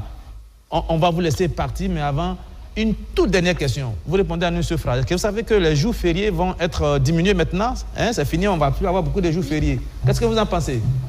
Bon, je trouve que c'est bien comme ça. C'est bien comme ça? Oui. Ok, d'accord, on verra bien. Et vous? Moi, je pense que c'est bien parce que déjà, au Burkina, il y en a trop. Un peu, prenons l'exemple des États-Unis. Je trouve qu'il n'y a presque jamais de jours fériés. Donc, ça pourra nous aider à encore plus faire plusieurs choses. Et puis, les gens vont savoir que, bon, c'est pas quand il n'y a pas jour férié, on ne peut pas travailler. Même quand il y a jour férié, on peut travailler. On peut travailler. D'accord. Je pense que le gouvernement est d'accord avec vous parce que le Conseil des ministres de cette semaine a pris la décision de diminuer le nombre de jours fériés. On regarde ce document et on revient pour débattre. Au Burkina Faso, le panafricanisme ne se proclame pas, il se prouve. Ici, les actes comptent plus que les discours. Et à partir de ce jour, tout Africain souhaitant fouler le sol burkinabé n'aura plus à payer de frais de visa. Le président du Faso l'a voulu, le Conseil des ministres l'a acté ce jeudi, 11 septembre 2025. L'accès au territoire national burkinabé est conditionné par la présentation d'un visa valide, et ce, à l'exception, bien sûr, des dispositions d'exemption de visa prévues dans certains accords bilatéraux ou communautaires. Aujourd'hui, avec ce rapport, et ce, conformément à la vision panafricaniste du chef de l'État, le Burkina Faso réaffirme sa ferme volonté de raffermir les liens historiques de fraternité entre les peuples africains. Désormais, avec ce rapport, aucun ressortissant africain ne déboursera une somme pour s'acquitter des frais de visa. Mais attention, gratuité ne veut pas dire exemption. Les procédures de demande restent en vigueur. On parle de gratuité, ça veut dire que les demandes sont toujours formulées en ligne, les demandes font l'objet d'un examen et si la demande est acceptée, alors tout ressortissant africain qui passe par ce canal obtiendra gratuitement ce visa pour venir au Burkina Faso. Le sens profond de ce décret se situe à deux niveaux. Le premier niveau, c'est réellement renforcer la libre circulation des peuples africains et de leurs biens sur le continent africain. Ce Conseil des ministres s'est également penché sur la question du nombre de jours fériés au Burkina Faso. Le constat est sans appel. Trop de jours chômés et des conséquences lourdes pour l'économie nationale. Le temps annuel de travail dû par l'agent public au Burkina Faso est de 214 jours, correspondant à un taux de 58,63% des 365 jours de l'année du fait des fêtes légales tombant sur un dimanche et des week-ends. Une autre estimation du ministère de l'Économie et des Finances fait ressortir que le temps de travail perdu engendre une perte cumulée annuelle au budget annuel de l'État d'environ 67,5 milliards au titre de l'année 2025. Face à ces chiffres et dans une dynamique de remise au travail de toute la nation, le gouvernement veut réorganiser le calendrier. Un projet de loi a été proposé. Pour mettre un accent particulier sur la laïcité de l'État, le présent projet de loi abandonne la notion de fête légale pour adopter celle des journées chômées et payées et des journées de commémoration et de recueillement. De ce fait, il propose l'abrogation de la loi portant fête légale et événements à caractère historique au Burkina Faso. Ce projet de loi propose en principal des dates précises et à défaut, il indique des événements dont les dates sont variables pour être des jours chômés et payés et des journées de commémoration et de recueillement. Alors que prévoit réellement ce projet de loi? La journée de commémoration et de recueillement est celle consacrée à la célébration d'un événement laïque, religieux ou coutumier, qu'il soit civil ou militaire. Elle sera une journée de travail continu. Dans ce cas, les horaires de travail des dites journées sont proposés pour être fixés par communiqué des ministres chargés de la fonction publique et du travail. Mais quelles seront ces journées de commémoration et comment seront-elles organisées? Le 3 janvier, le 4 août, le 5 août, le 15 octobre, le 31 octobre et le 1er novembre. En résumé, la loi portant fêtes légales et événements à caractère historique au Burkina Faso institue 15 jours de fêtes légales auxquels il faut ajouter les 15 mai, tous chômés et payés, et déclare également chômés et payés le lendemain de toute fête légale tombant sur un dimanche, alors que le présent projet de loi retient en tout 11 jours chômés et payés dans l'année. Le Conseil a également adopté un deuxième rapport visant à assainir la fonction publique. Cette fois, il s'agit de révoquer des agents publics coupables de fraude documentaire. Le ministère en charge de la fonction publique a révélé que 4 agents ont été révoqués pour avoir utilisé de faux diplômes lors de leur recrutement ou de leur promotion. Moumouni Zoungana, on vient de voir ce document, c'est fait. Ce projet de loi, il va faire couler beaucoup de salive et d'encre, mais ça faisait déjà un bon moment qu'un bon nombre d'observateurs avaient constaté qu'on avait trop de jours fériés au Burkina Faso. Franchement, une quinzaine ou 16 jours fériés, je ne sais plus, c'était déjà trop. Qu'est-ce que vous avez comme analyse de cette décision du gouvernement? Alors, je pense que si vous regardez dans les archives, c'est exactement ce que nous avons fait comme proposition sur ce même plateau. Parce qu'on a trouvé qu'on avait 16 jours fériés, parce qu'il y avait les 15 jours reconnus par les textes, plus les 15 mai qui est venu s'ajouter. Et quand j'ai regardé le fond du dossier, c'est-à-dire les études qui ont prévalu pour qu'on revienne sur ces jours fériés-là, on a remarqué que chaque jour férié faisait 4,22 milliards et qu'on perdait. Et donc, quand vous prenez les 4 jours qu'on vient de sortir, ça fait 16,88 milliards qu'on a de perdre. Et on ne peut pas se permettre ce luxe-là. Et en son temps, nous avons proposé qu'effectivement, il y a des journées historiques qu'on ne peut pas oublier, mais on peut transformer ces journées-là en des journées de commémoration. Et effectivement, c'est ce qui vient d'être fait. Donc, nous saluons cette initiative et nous pensons que le Burkina, aujourd'hui, ce que nous avons besoin, c'est de mettre tout le monde au travail. Et mettre tout le monde au travail, il y a quand même des jours, quand vous prenez par exemple les 365 jours, et le Burkinabé, en dehors des samedis et des dimanches, quand on fait le point, c'est 214 jours. Et donc, on est très loin du compte, c'est autour de 58%. Donc, pour un pays qui est en voie de développement, je pense que l'initiative prise, elle est bonne, parce que les gens vont en tout cas repartir au travail. Ici, l'État aussi a fait un effort pour ne pas toucher les journées à caractère religieux, pour éviter les polémiques inutiles. Et là, on a trouvé que l'alchimie c'était vraiment bien pensé, de telle sorte que ce sont les journées historiques qu'on essaie de diminuer. Non pas qu'on va vider ces journées de leur chance, au contraire. Ces journées historiques, c'était quoi? On dit que ces chômeurs, les gens restent à la maison, ils ne font pratiquement rien. Mais ici, ce sera des journées de recueillement, des journées de réflexion, des journées au cours de laquelle, en tout cas, beaucoup de choses peuvent être faites. La journée n'est pas chômée. Et on va essayer de réorganiser comment le travail peut être fait pour qu'à une certaine heure, c'est ce que nous avons fait comme proposition d'ailleurs, à une certaine heure, qu'on suspende, mais pour en tout cas une activité quelconque. Je ne sais pas quelle est la nature qui sera définie, mais dans nos propositions, c'était que ce soit réellement des moments où on peut aller sous les drapeaux, on peut revenir sur cette journée, faire des communications pour que les gens puissent comprendre l'essence même. Par exemple, on a envie de fêter par exemple le 3 janvier. Il y a combien de nos enfants qui ne savent pas ce que c'est? Les enfants savent qu'ils ne partent pas à l'école, mais quelle est la raison? Ils ne savent pas. Donc, je pense que c'est très bien. Et à mon avis, il reste 11 journées. Et dans les 11 journées encore, on peut toujours réfléchir. Ah bon? Oui, on peut toujours réfléchir. Je ne donnerai pas de date pour ne pas décourager certains. Mais on peut toujours réfléchir. Mais en tout cas, la dynamique engagée est très bonne. Et si nous disons que nous accompagnons, c'est parce que c'est pas qu'on aime quelqu'un.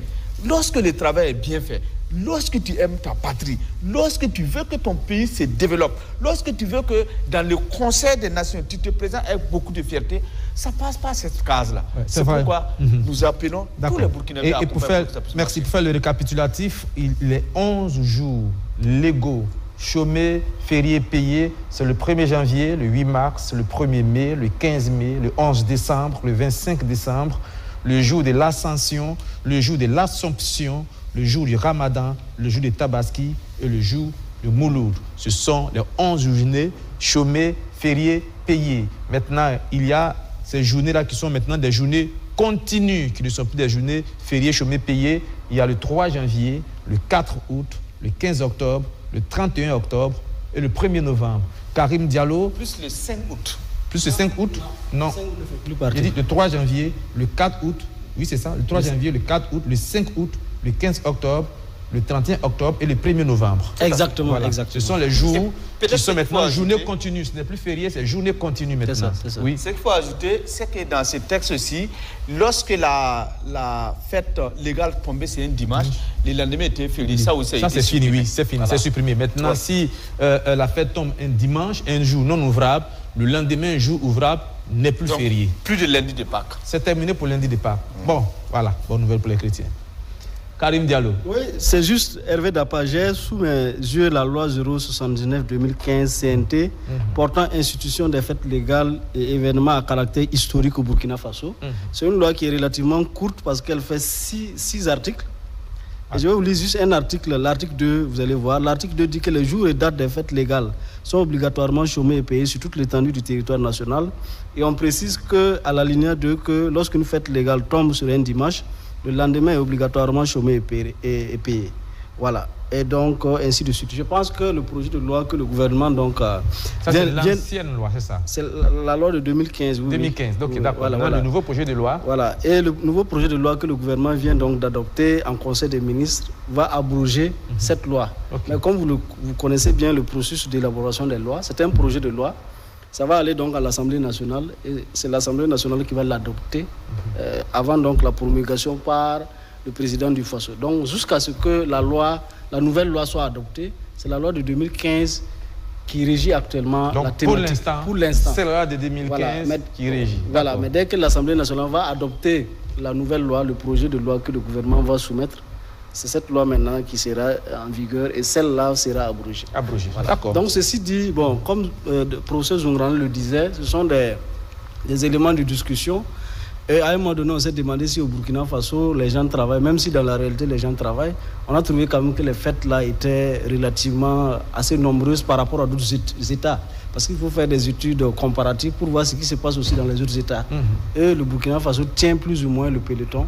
Et donc c'est normal. L'autre aspect peut-être qui est intéressant, c'est que l'État a travaillé, a fait des efforts pour garder la laïcité de l'État. La laïcité n'étant pas définie comme étant le fait que l'État ait une religion, mais c'est le fait que l'État reconnaît à toutes les religions donc la liberté donc d'exercer leur foi sur l'ensemble du territoire. Et il y a une parité. Je pense que c'est 3 contre 3. Plus la journée donc du 15 mai, qui est la journée donc de coutumier. Je pense que pour l'essentiel, le compte est bon. Mais à l'épreuve du terrain, on pourra toujours aviser, parce que même à l'Assemblée, on peut toujours faire des ajustements. Ça dépendra des éléments que les acteurs vont verser au débat. En tout cas, ça semble être conforme aux attentes de la majorité des Burkinabés. Même si je dois aussi avouer que dans notre pays, quand même, l'administration existe, l'administration fonctionne. Je ne me rappelle plus quand est-ce que j'ai quitté au bureau à 16h. En tout cas, c'est jusqu'à 20h. Et même les samedis, généralement, vous travaillez tard et c'est dans la soirée que vous rentrez à la maison. C'est vrai que ça, c'est pas ce qui est réglementé, mais je vais dire que les Burkinabés essaient de faire ce qu'ils peuvent pour être au service du pays. Et je pense que c'est une bonne chose. Et donc, on s'insère dans cette dynamique nouvelle qui a été apportée par les autorités de l'État. Et on aura le temps de voir comment ça marche à l'opérationnel. L'opérationnel, d'accord. Dacier de Bendouté. Oui, merci. Je pense que c'est un vieux sujet, un long sujet, et que même à son temps, quand ils avaient institué les lundis, les fêtes qui tombent le dimanche et que le lundi est chômé payé, bon, ça avait en tout cas créé pas mal de débats. Mais vous savez, nos États, quoi qu'on dise, ce sont des États qui ne sont pas indépendants entre griffes. Parce que l'Afrique aujourd'hui, surtout l'Afrique noire, on est pris à l'étau entre les courants dits religieux, les ONG et aussi d'autres pensées, si bien qu'on a un problème de calendrier. Parce que quand vous prenez aujourd'hui, on va dire la laïcité de l'État en Afrique n'est pas la même chose que la laïcité de l'État en Europe. Voilà. Donc, je pense qu'on a ce problème aussi, parce que dans notre histoire même, on ne travaille pas à corriger. Il y a un problème même de date. Il y a des dates, on n'est même pas d'accord quant à notre histoire. Donc tout ça, ça crée un problème de calendrier officiel. Mais il ne faut pas confondre une chose. L'État doit avoir un calendrier. Il y a des jours chômés, c'est vrai qu'ils ont bien précisé ça maintenant, mais un jour peut être, par exemple, on peut dédier une journée et cette journée n'est pas chômée. Les gens travaillent. Par exemple, ici aux États-Unis, quand vous prenez la journée Martin Luther King, c'est une journée nationale qui a été décrétée, mais ça ne veut pas dire que c'est chômé payé. Ceux qui veulent chômer, ils s'en vont. Et là où je ne suis pas d'accord avec le gouvernement, c'est au niveau du 8 mars. C'est vrai que nous avons été le premier pays qui a célébré 8 mars concrètement avec Thomas Sankara, mais le 8 mars, voilà, le 8 mars, on ne doit pas faire de 8 mars une journée chômée payée au Burkina. Parce que dans les autres pays, c'est pas comme. Ici, aux États-Unis, la lutte est partie de là. Mais 8 mars, c'est pas une journée chômée payée. Voilà. Donc, c'est ça aussi le problème. Il va falloir que des fois... Pardonnez-moi de vous interrompre. Vous venez de dire, il y a seulement quelques secondes, que chaque pays est souverain et décide de ces journées fériées, chômées et payées. Pourquoi voulez-vous que, parce qu'aux États-Unis d'Amérique, par exemple, ce n'est pas chômé payé, on fasse de même pour le Burkina Faso? Oui, mais c'est ce que j'explique. J'ai dit nos pays ne sont pas entre griffes indépendants. On est pris entre des courants de pensée. Sinon, c'est chaque pays définit, en tout cas, ses journées à un calendrier. Vous croyez que sous Thomas Sankara, on n'était pas indépendant pour fixer ces journées-là? Non, je ne dis pas qu'on n'était pas indépendant. On était indépendant, bien sûr. Mais Thomas Sankara a célébré la journée du 8 mars parce que j'évoque ça pour dire que nous avons été le premier. Parce que ça existait, mais les gens n'avaient pas fait de ça une journée chômée. Aujourd'hui, par exemple, dans notre contexte, si on a beaucoup de journées, qu'est-ce qu'aujourd'hui on a à célébrer 8 mars comme journée chômée payée? C'est un débat. Mais moi, je dis personnellement, on aurait pu maintenir 8 mars, mais pas chômé payé. Parce que pourquoi? On avait utilisé ça de façon politicienne. Ça galvaudait, ça créait pas mal de trucs. Tout le monde sait au Burkina, c'est que 8 mars nous a créé comme conséquence négative. Donc aujourd'hui, moi je dis personnellement, on aurait pu laisser ça. C'est vrai, c'est bien douté. 2 ou 3 exemples de conséquences négatives. C'est-à-dire la fête extravagante du 8 mars, les concurrences et le délaissement des foyers par les femmes. Parce que quand Thomas Sankara avait décidé de célébrer ça, c'est pour permettre aux couples de vivre ensemble. Par exemple, le 8 mars, on se rappelle, c'est les hommes qui cuisinaient. C'est-à-dire les hommes pouvaient aller au marché, essayer de voir combien coûtent les condiments. Et ensemble à la maison, ça devient comme une ambiance familiale pour célébrer la femme. Mais contrairement à ce qu'on voit aujourd'hui. Mais moi, je pense que ça va toujours continuer. Maintenant, je termine en disant que, rapidement, malgré tout ça, il faut maximiser sur l'efficacité des services publics. Deuxièmement, il faut insister sur la présence des agents de la fonction publique dans les bureaux. Et aussi, il faut s'assurer de leur productivité. Parce que c'est ça qui fait le travail.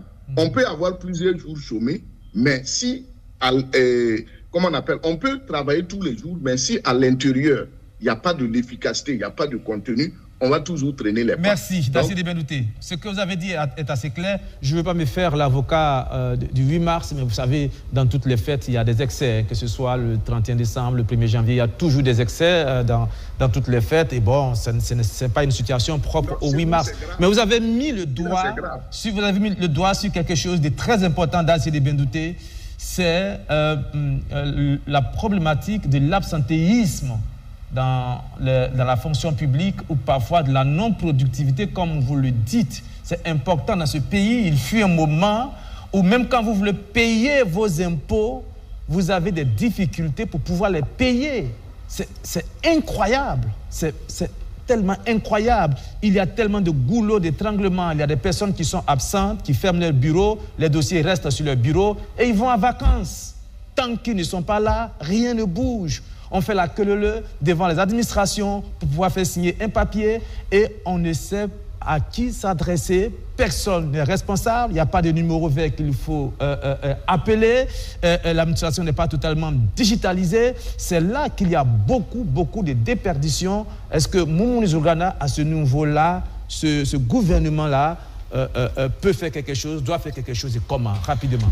Alors, je pense qu'avant de répondre, je ne vais pas rentrer dans des polémiques, la question du 8 mars. Ouais, non, il faut évoluer. Parce que j'avais peut-être... Bon, mais comme... Voilà, évoluer, on est en état. Donc, c'est pas grave. Et je pense qu'à ce niveau, il faudrait aussi il faut éviter l'autoflagellation. Et en ce moment, il y a un grand changement.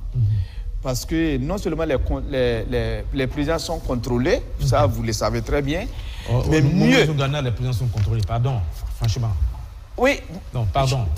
Oui, les présidents sont contrôlés. De quelle manière? Avec quel mécanisme? Mais vous n'avez pas vu la fonction publique faire sortir un texte où régulièrement, à la fin de chaque mois, chacun doit dire quels sont les agents qui sont prêts, quels sont les qui sont absents. Ça, c'est nouveau. Ça, c'est nouveau. Je vous le concède. Je vous pose une question simple. Moi, Hervé Dapa, aujourd'hui, je vais dans une administration pour faire établir un papier. Je trouve que mon dossier a été bloqué pendant plusieurs jours. Je m'adresse à qui? Et vous voyez, nous avons une rituelle. C'est dit ce qui a été il y a quelques années. Et nous traînons sur cet art-là, comme si à présent, il y a cette situation. Moi, je suis dans l'administration en ce moment.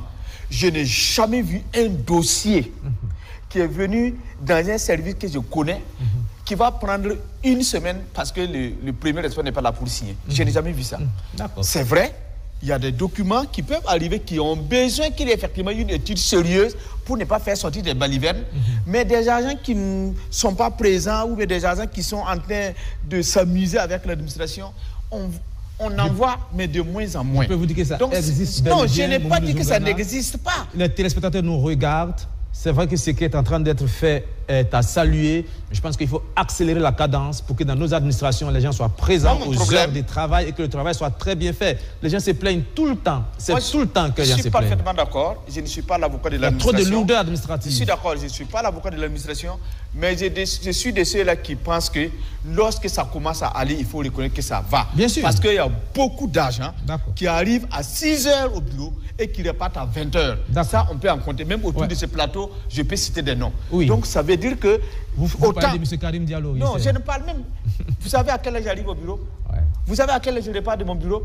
Même celui, mon voisin immédiat, vous savez à quelle heure il arrive au bureau? Donc, il y a beaucoup d'agents quand même qui travaillent.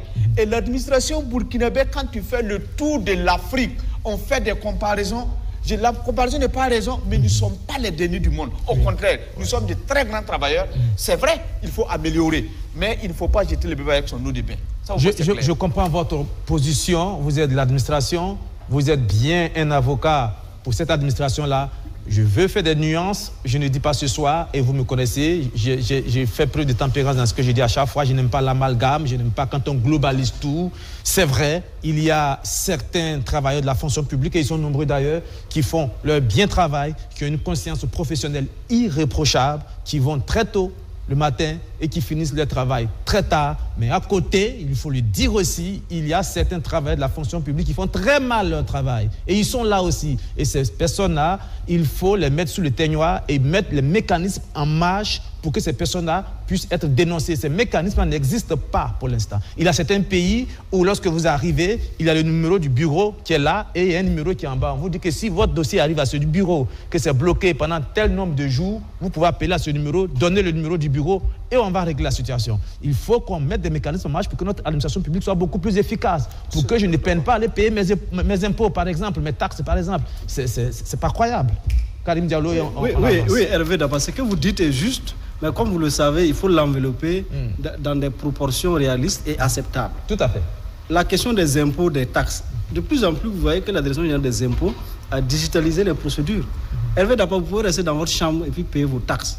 Vous n'avez pas besoin de vous déplacer, aller. Je pense qu'au fur et à mesure qu'on avance, il faudrait que l'administration publique intègre le monde digital. Absolument. Pour un papier, on n'a même pas besoin d'aller s'embourber en circulation. Bon, c'est compliqué. Vous restez chez vous et à partir d'une plateforme digitale, vous commandez votre bien et vous pouvez même suivre votre dossier. Je prends l'exemple de SICAD qui a été implémenté par exemple par la Direction générale des impôts, le ministère de l'économie et des finances, avec les autres acteurs institutionnels intervenants. Mais vous partez sur la plateforme, vous faites votre demande et vous avez la possibilité de suivre votre demande. Voilà, elle est à tel niveau, Je pense qu'il faut qu'on aille à ça. Au XXIe siècle, on n'a plus besoin de beaucoup de papiers trimballés dans Ouagadougou. Il faut qu'on arrête ça. Autre chose, la question des réunions. Aujourd'hui, on n'a pas besoin forcément de faire des réunions physiques où des gens doivent quitter ici, venir ici. Non, vous faites une réunion en ligne. et vous utilisez les nouvelles technologies de l'information et de la communication. Ça marche très bien. Les mails marchent, les WhatsApp marchent. Je pense qu'il faut que l'administration elle-même se digitalise. Et je pense qu'ils sont dans ce processus. Et l'expérience que la Direction générale des impôts a peut être, peut être implémentée et ça peut faire donc inspirer beaucoup d'autres acteurs étatiques. Je pense que c'est un dispositif. Nous, on travaille en allant. On ne remet pas en cause les insuffisances que vous avez énumérées. On les prend à notre compte, mais on travaille à résorber ces insuffisances et à satisfaire les usagers du service public parce que c'est la raison ultime et essentielle de l'administration publique. Et c'est important qu'on les relève aussi et qu'on ait le droit de les relever. Il n'y a pas de souci. Je suis parfaitement d'accord qu'il faut avoir le droit de les relever, mais j'aimerais mieux aussi qu'on voit aussi les trains qui arrivent à l'heure. Parce que quand je fais des comparaisons de l'administration burkinabé aujourd'hui par rapport il y a de cela quelques années, il y a un changement radical. Et avec le système de journée continue, il y a combien de gens qui ne prennent même pas de pause? Ils arrivent à certains, ils descendent 18h, ils n'ont même pas pris de pause. Vous allez voir qu'il y a beaucoup de portes qui sont ouvertes pendant l'heure de la pause. Donc bon, je pense qu'il ne s'agit pas vraiment de couiller à chaque fois les agents, mais il faut reconnaître quand il y a un changement, il faut aussi dire qu'il y a un changement. Je ne dis pas qu'il n'y a pas de brebis galeuses. Dans tous les corps de métier, ça peut arriver. Mais à l'étape actuelle, je sens qu'il y a un effort qui est fait. Il faut te lever par exemple vers 6h, 7h, tu vas voir la lutte, tu vas voir comment les gens sont en train de se battre. Donc moi je pense qu'aujourd'hui notre combat, c'est de les encourager pour dire le travail est bien fait, on peut tout faire mieux. Mais quand il y a beaucoup de choses, quand on regarde de l'extérieur, c'est comme si l'administration burkinabé est totalement à terre. Ça, je m'inscris en faux. L'administration fonctionne en bonne idée malgré les difficultés. On n'a jamais dit que l'administration est à terre. J'ai dit la lecture de l'extérieur. Voilà, d'accord. C'est de l'extérieur, mais c'est... Oui, Karim Diallo, allez-y, c'est bon? Oui, c'est pour dire qu'on prend note des insuffisances et on va travailler à améliorer. D'accord, si voilà. Ça peut abréger le truc. Voilà, on peut abréger. Voilà, on va passer à autre chose, on est en train de finir, on est très en retard. On va passer à cette décision, Karim Diallo, du gouvernement burkinabé de rendre les visas pour tous les ressortissants africains désireux de se rendre au Burkina Faso. Désormais, le visa, il est gratuit. Il est gratuit, ça ne veut pas dire qu'on n'a pas besoin de visa. Exactement. Donc, essayez de nous expliquer bien cette affaire-là. Oui, Hervé Dapa, je dois pouvoir préciser que les conditions d'entrée, de séjour et de sortie sur le territoire d'un État quelconque relèvent des prérogatives régaliennes des autorités de cet État. Donc, c'est les autorités nationales du Burkina Faso qui définissent les conditions liées à l'entrée, au séjour et à la sortie du territoire national. Et donc, conformément à ces prérogatives régaliennes, elles sont effectivement en droit de faire tout ce qui leur semble loisible ou possible, ou bien en tout cas souhaitable, pour pouvoir faciliter cet élément. Maintenant, je dois pouvoir préciser que le fait de dire que la demande de visa est gratuite ne doit pas être assimilable au fait que le visa est exempté. C'est pas ce que ça veut dire. C'est-à-dire que si vous, Hervé Dapa, vous êtes assis en Angola là-bas et que vous devez venir au Burkina Faso, vous faites votre demande de visa en bonne et due forme.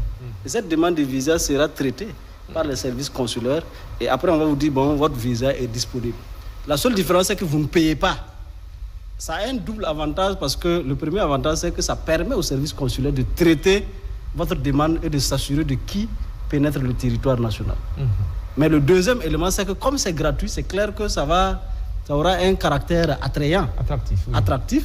Et donc le défi que cette bonne nouvelle va nous poser, c'est qu'on va travailler au niveau des services consulaires à ce qu'ils aient plus de moyens, parce que la demande va augmenter.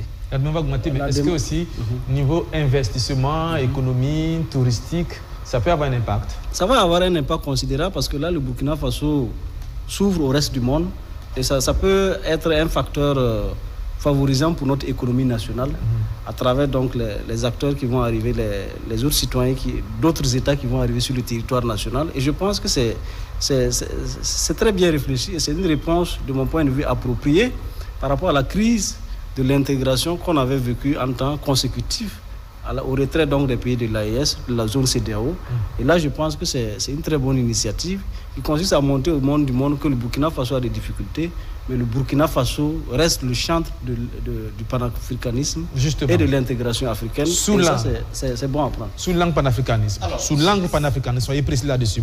Alors, c'est dire qu'il y a deux situations. Il y a ceux qui sont exemptés, par exemple, ceux qui sont dans la zone CEDEAO, IMOA, qui sont exemptés de visa et ils n'ont pas de demande à faire, ils se lèvent même avec leur CNIB, ils peuvent se lever, ils viennent ouvrir quand ils veulent et comme ils veulent. Mais maintenant, les autres pays avec lesquels nous ne sommes pas dans les mêmes regroupements où nous n'avons pas d'accord bilatéral, et là, en ce moment, c'est eux qui ont un visa gratuit, comme il a dit. Ils donnent effectivement le dossier avec e-dossier. Ils n'ont pas besoin de se déplacer. Et on traite le dossier pour savoir quand même quelle est la personne qui est en train de venir au Burkina Faso. Est-ce que la personne n'est pas en difficulté avec les textes de la République? Est-ce que la personne, combien de jours la personne va faire? Et en fonction de cela, maintenant, on donne l'accord. Maintenant, ça fait que le Burkina est en phase avec son idéologie.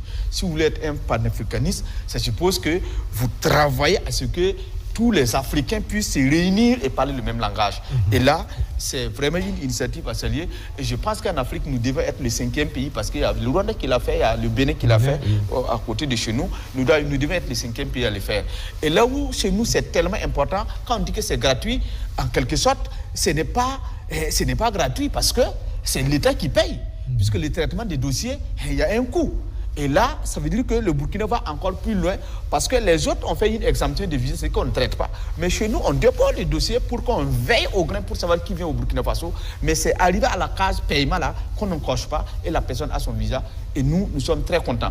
Et vous voyez, lorsque la mesure est tombée, des gens m'ont appelé de Djibouti, du Sénégal, du Maroc pour savoir si c'est réellement vrai.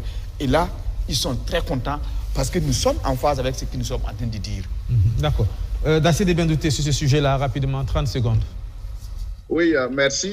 Je pense que ici, je vous disais qu'il faut qu'on parle plutôt de réintégration que d'intégration africaine. Et je pense que cette mesure est une grande ouverture et une leçon de l'unité des peuples africains. Et c'est un remembrement de tout ce qu'on nous avait fait comme désintégration. Parce que cette question de visa en Afrique a fait que l'économie en Afrique, même le transport aérien, a pris un coup. Et les Africains, entre eux-mêmes, n'arrivent pas à se communiquer. Donc, c'était quelque chose de très important. Maintenant, quand vous regardez, il y a le protocole de l'Union africaine sur la libre circulation des personnes, mais ça n'a jamais été mis en place. Vous prenez il y a des communautés économiques régionales, mais c'est les îles Seychelles en 2008, la Gambie en 2019, le Bénin en 2019, le Kenya en 2023 et le Rwanda en 2023 aussi. Maintenant, nous partons au-delà de tout ça dans un esprit panafricain. Et c'est quelque chose à saluer. Parce que vous voyez aujourd'hui, notre problème est dû à quoi? Le problème de l'Afrique est dû au fait que l'élite africaine est extrovertie. Elle ne tient pas compte des réalités africaines. Aujourd'hui, nous ne devons pas, entre nous, Africains, en train d'avoir des visas, des restrictions comme les Européens, alors qu'on nous a colonisés pour nous disséquer. Donc, c'est une mesure à saluer. Mais il ne faut pas que les gens pensent que, à l'heure où nous sommes, c'est quelque chose d'impossible. Non, on peut bien et belle réussir des cas comme ça.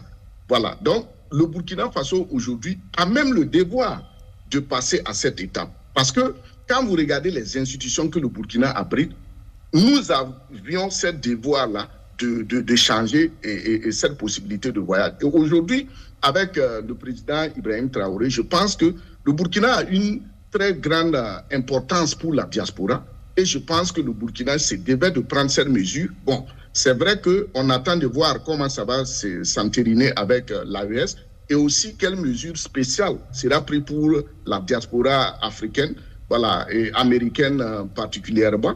Voilà, parce que le Burkina compte aujourd'hui, beaucoup de gens nous regardent. Donc moi, je pense que c'est une mesure à saluer. Merci. Et il faut travailler à consolider ces acquis. Merci, Dacier Debendouté. Nous avons reçu sur ce plateau, en attendant, entre-temps, plutôt, monsieur professeur Florence Songnaba, bonsoir. Bonsoir. Merci d'être venu.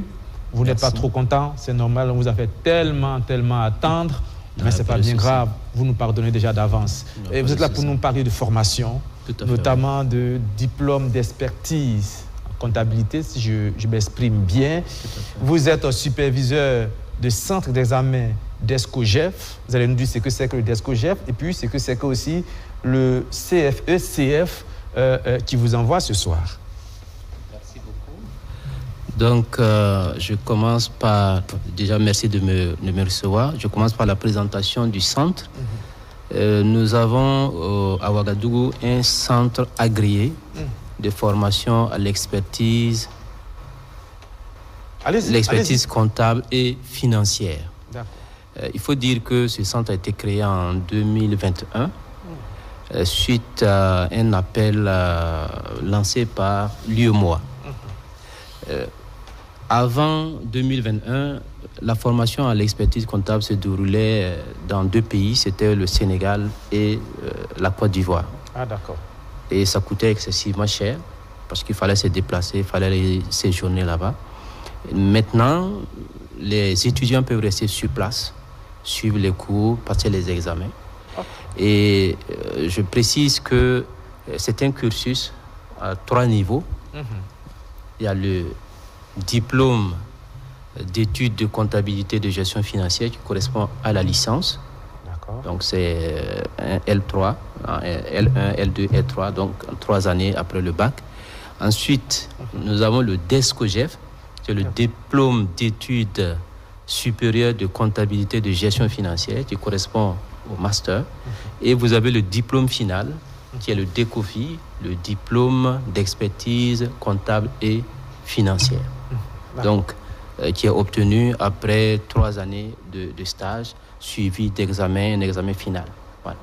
Donc, le centre de Ouagadougou permet de suivre la formation pour les 2 premiers niveaux, le DECOGEF et le DESCOGEF. D'accord. Voilà. Donc, les examens du DESCOGEF commencent demain. Demain? Oui. D'accord. Demain. Donc, nous avons 205 candidats inscrits. C'est beaucoup. Oui, c'est beaucoup. Donc, tout est en place. Nous avons mis tout en œuvre pour que les examens se passent très bien. Quelles sont les dispositions que vous avez prises pour que les épreuves se déroulent comme vous l'avez dit très bien? D'abord, il faut dire que le cursus même relève de l'UEMOA, comme je l'ai dit. Donc, c'est un examen. L'examen qui commence demain, c'est un examen qui se déroule dans les pays membres de l'UEMOA. Donc, pour le moment, on a 6 pays. Il y a le Burkina, la Côte d'Ivoire, le Mali, le Togo, le Bénin. Et puis le Sénégal, naturellement. Donc, les épreuves, les sujets sont conçus par un jury. Donc, ce sont les mêmes épreuves, ce sont les mêmes sujets. Voilà, que les étudiants vont passer dans les 6 pays. Dans les 6 pays, d'accord. Voilà, donc, les sujets sont arrivés de Dakar, sécurisés. Nous avons réceptionné, nous les avons mis dans un lieu sûr. Et demain, les épreuves commencent à 8h. Nous avons des surveillants que nous avons identifiés, des surveillants expérimentés qui vont veiller à ce qu'il n'y ait pas d'impair. Voilà. Et puis sur le plan matériel, bon, naturellement, tout est mis en œuvre. Voilà. D'accord. Quels sont les records de réussite déjà enregistrés par votre centre? Il faut dire que, comme je le disais tout à l'heure, le centre existe depuis 2021. Et en 2021, naturellement, bon, c'était le début, c'était nouveau, bon, c'était un peu le tâtonnement. Nous avons eu 72 candidats. Et sur les 72 candidats, nous avons eu un seul admis. Un seul admis, sur 72. D'accord. Ça, c'était 2021. 2022, la première fois. Et naturellement, nous avons appris de nos erreurs, nous sommes améliorés. Et en 2022, nous avons enregistré un taux de succès de 16%. 16%. En 2023, c'est passé à 23%. En 2024, nous avons enregistré un taux de succès de 28%. 28%. Donc, il y a un effet d'apprentissage.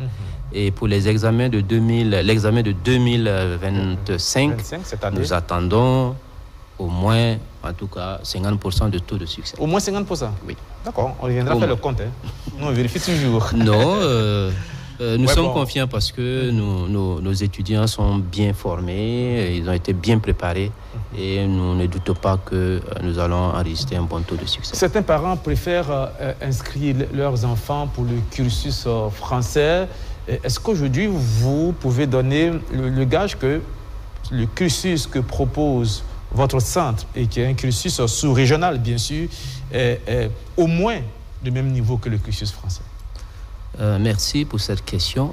Naturellement, comme je le disais tout à l'heure, la formation même à l'expertise comptable, le cursus régional, a été créé en 2000, et la formation a commencé en 2001.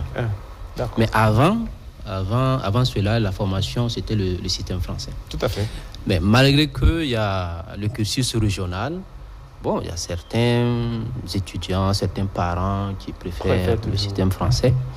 Mais nous disons que le cursus local, régional, il est non seulement il relève, il se réfère aux standards internationaux, mais aussi il prend en compte les réalités locales. Si vous suivez le cursus français, vous n'aurez pas des compétences spécifiques au contexte de l'Afrique, des pays de l'UEMOA, du Burkina Faso.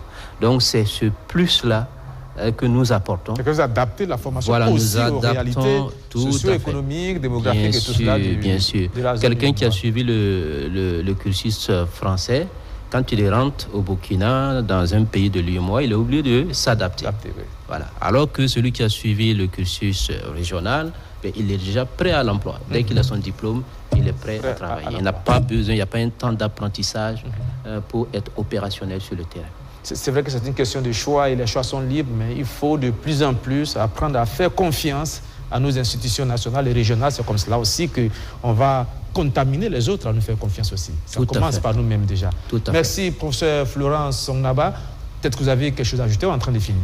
Ce que j'ai à ajouter, c'est de dire merci aux plus hautes autorités, commençant par le ministre de tutelle et les présidents des universités. Je précise que le centre, c'est un consortium qui a été mis en place par l'université Thomas Sankara, l'université Joseph Kizerbo et l'Ordre national des experts comptables. Donc merci à ces acteurs qui ont contribué à mettre en place ce centre pour faciliter l'accès à la formation, à la profession comptable. C'est vrai que nous n'avons pas l'habitude dans cette émission de donner des numéros, mais là, on va vous permettre de le faire. On vous a trop fait attendre. Moi, si je suis un parent, je suis assis dans mon salon, je regarde la télévision, je dis, tiens, ce centre-là, il m'intéresse pour mon fils, je m'adresse à qui? Qui j'appelle?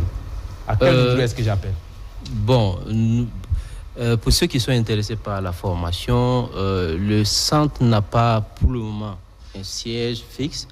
Donc nous sommes situés à l'UTM, l'Université de technologie et de management.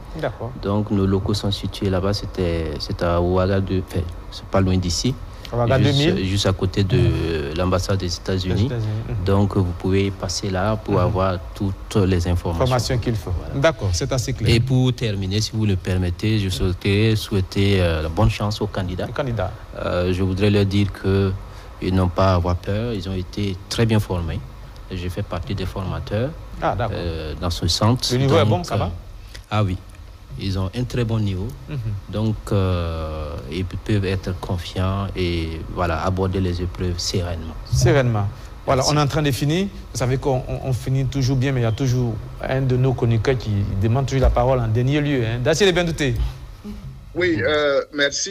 Je voudrais, comme il vient de présenter, lui dire merci et félicitations parce que ce domaine-là, vraiment, on en avait besoin.